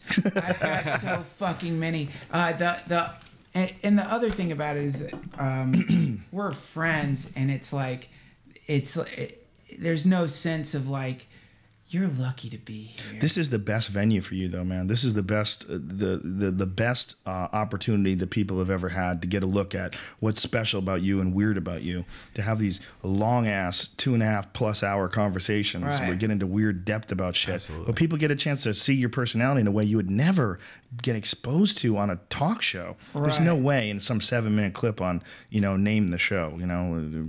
I don't know anything. Jimmy Fallon, name whatever the show Fallon. is. Yeah, any of those anything. shows. What are you going to do? You're going to talk about something for 7 minutes? You mean sitting at the desk when you Edited, come up with too. a cup of coffee? You don't know people. The way people know us from doing this show, they know you in a deep, deep way that really there's no other opportunity to get this close to people, this close to the workings of the mind. Dude, know? I have fucking still ongoing conversations happening on Facebook with people from this podcast who I'll tell them something crazy and then they'll email me the most insane subversive fucking video or just really crazy shit. Sometimes I can't go on Facebook if I'm too stoned because I'll start getting paranoid because there'll be some heavy duty weird fucking shit up there. Yeah, well, you know what, man? This is what's going on. This is what's going on. We are connecting with like-minded people in a way that's never been available before, and it's starting a network. It's not just a network with podcasts, with the Death Squad podcast and yours, the Lavender Hour. It's that, but it's also a network with all these fucking people on Facebook and all these people on Twitter and these people that I met in Australia that came to the show and these people that I got a show this week, Wednesday night. Yeah, Wednesday night I'm at the Louisville, Kentucky Improv. That's my next gig, and that's another one. This is all promoted just strictly straight from Twitter. You're gonna have fun there, man. I'm sure we're gonna have fun. We have fun everywhere, and that's the deal. I mean, I had fun in Australia. I have fun. We're bringing these people all together, and people are getting connected, and there's a movement going on. Yeah. And there's a movement of the mind. This is an opportunity for people to find and connect with like-minded people about things that they thought were interesting that fucking was not available just a year ago. Right. It was not available 2 years ago or 3 years ago. It's like this new thought, this new hive mind that's being created. And it's not. I'm not taking responsibility for it. It's creating itself. It's always been things that I've always been interested in, and it's always been things that you've always been interested in. But it's refining and altering the way that I think about the world because I'll say yes. I'll obviously say some pretty stupid shit that I haven't thought about, and I'll get an email or 5 Facebook messages correcting whatever Yes. fact. And usually very politely. Usually, Yeah. very politely, and it's just oh, okay, Right. oh, and then I'll find myself walking the next day, walking my dog and just thinking about that way that my new version Yes. of the universe. Absolutely. And that's the evolution. Yes, is what that yes, is. it's ours, it's theirs. It's Yeah. we. I've said this many times that I've talked to a bunch of people that have said they don't know anybody like us. They don't ever have the chance to have these opportunities to have these conversations with people that are near them. But they get to sit in on these conversations, and it's changing the way they think. Well, it changes the way I think too, because we're having these conversations on a really regular basis where we know we're broadcasting them, so we know a lot of the shit we say we have to check it, we have to correct it, we have to do some Google searching, we have to consider our options, consider the contrary argument, and then we'll get all sorts of different cool comments and different links and different things. Here's another thing that they're doing on my message board. Every time there's a podcast, they'll start a thread where they analyze the podcast as it goes along, and then they'll put links up and videos up to things that we're talking about. It's fucking amazing, man. And it's all natural. It's all just a natural occurrence. Right. It's just grown out of interest and it spreads, and then people contribute to it, and then it gets larger and larger. I mean, it really is. There's a hive mind. It's going on, bitches. It's going on right now, and that's how we're gonna end this fucking thing. Can I say something I've got coming up? Please, no plugs. I forgot. Capitalism, boy. Comedy is dead. Yes. When is it? This Thursday. This Thursday. We've got Can't this gay. And it's at a funeral, by the way. It's at not a funeral. A cemetery. Comedy is dead is at the Hollywood Forever.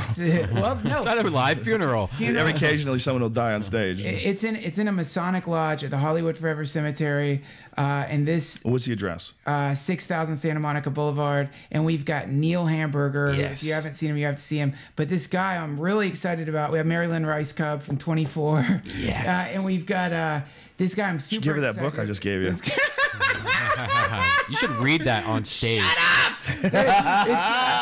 There's a guy named K. Strauss, who's the yo-yo guy who invaded all these TV stations in the I Midwest. saw that. And he's going to be performing Well, on the explain show. that real quick. This would be the end. Because this guy, he went on This these guy's shows like and pretended fucking- that he knows how to yeah. do the yo-yo for kids. He did a character on these morning shows. He apparently, you could just send them a letter and say, I'm traveling through schools doing environmental lessons and using yo-yos to do it.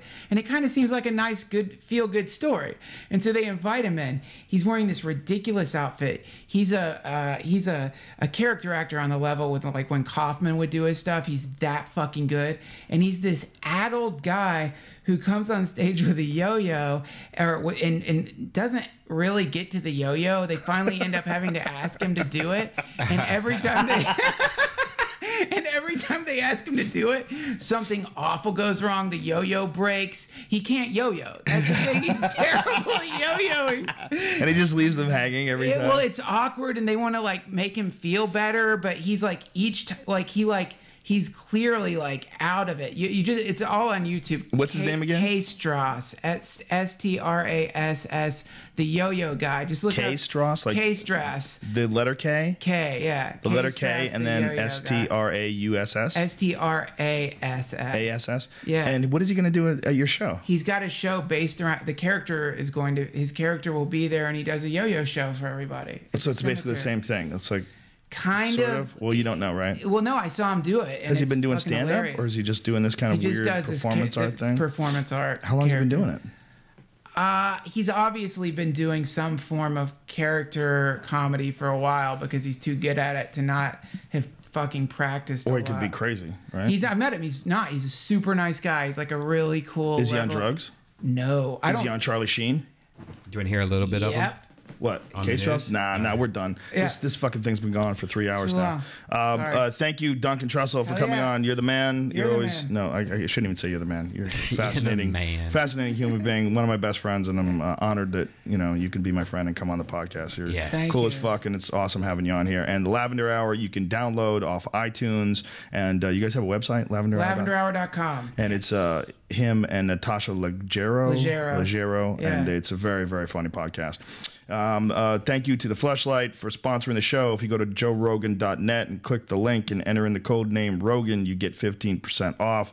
Louisville Improv, I don't know if there's tickets still available. There wasn't very many left, but it's this Wednesday night with me and my man Tom Segura. Yeah.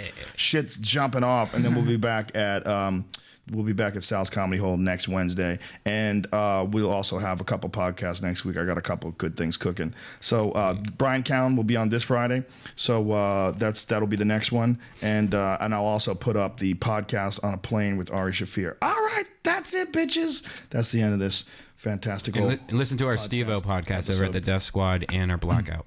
Yeah, don't listen to the Blackout one. UFC Blackout and the Super Blackout. Yeah, the UFC Blackout, maybe. That Super Blackout one. I'm going to step in and intervene. Joe, you got to listen to it at least before you judge it. It's hilarious. Seriously, He listen. gets drunk with crazy broads, and like literally they get hammered and slobber over each other and threaten to kill each other.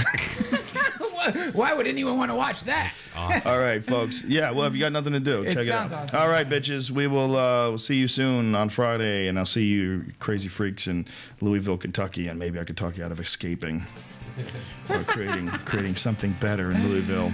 Bye. Maybe a bit of anarchy. All right. Thank you. I'm on Charlie Sheen. How do you do this?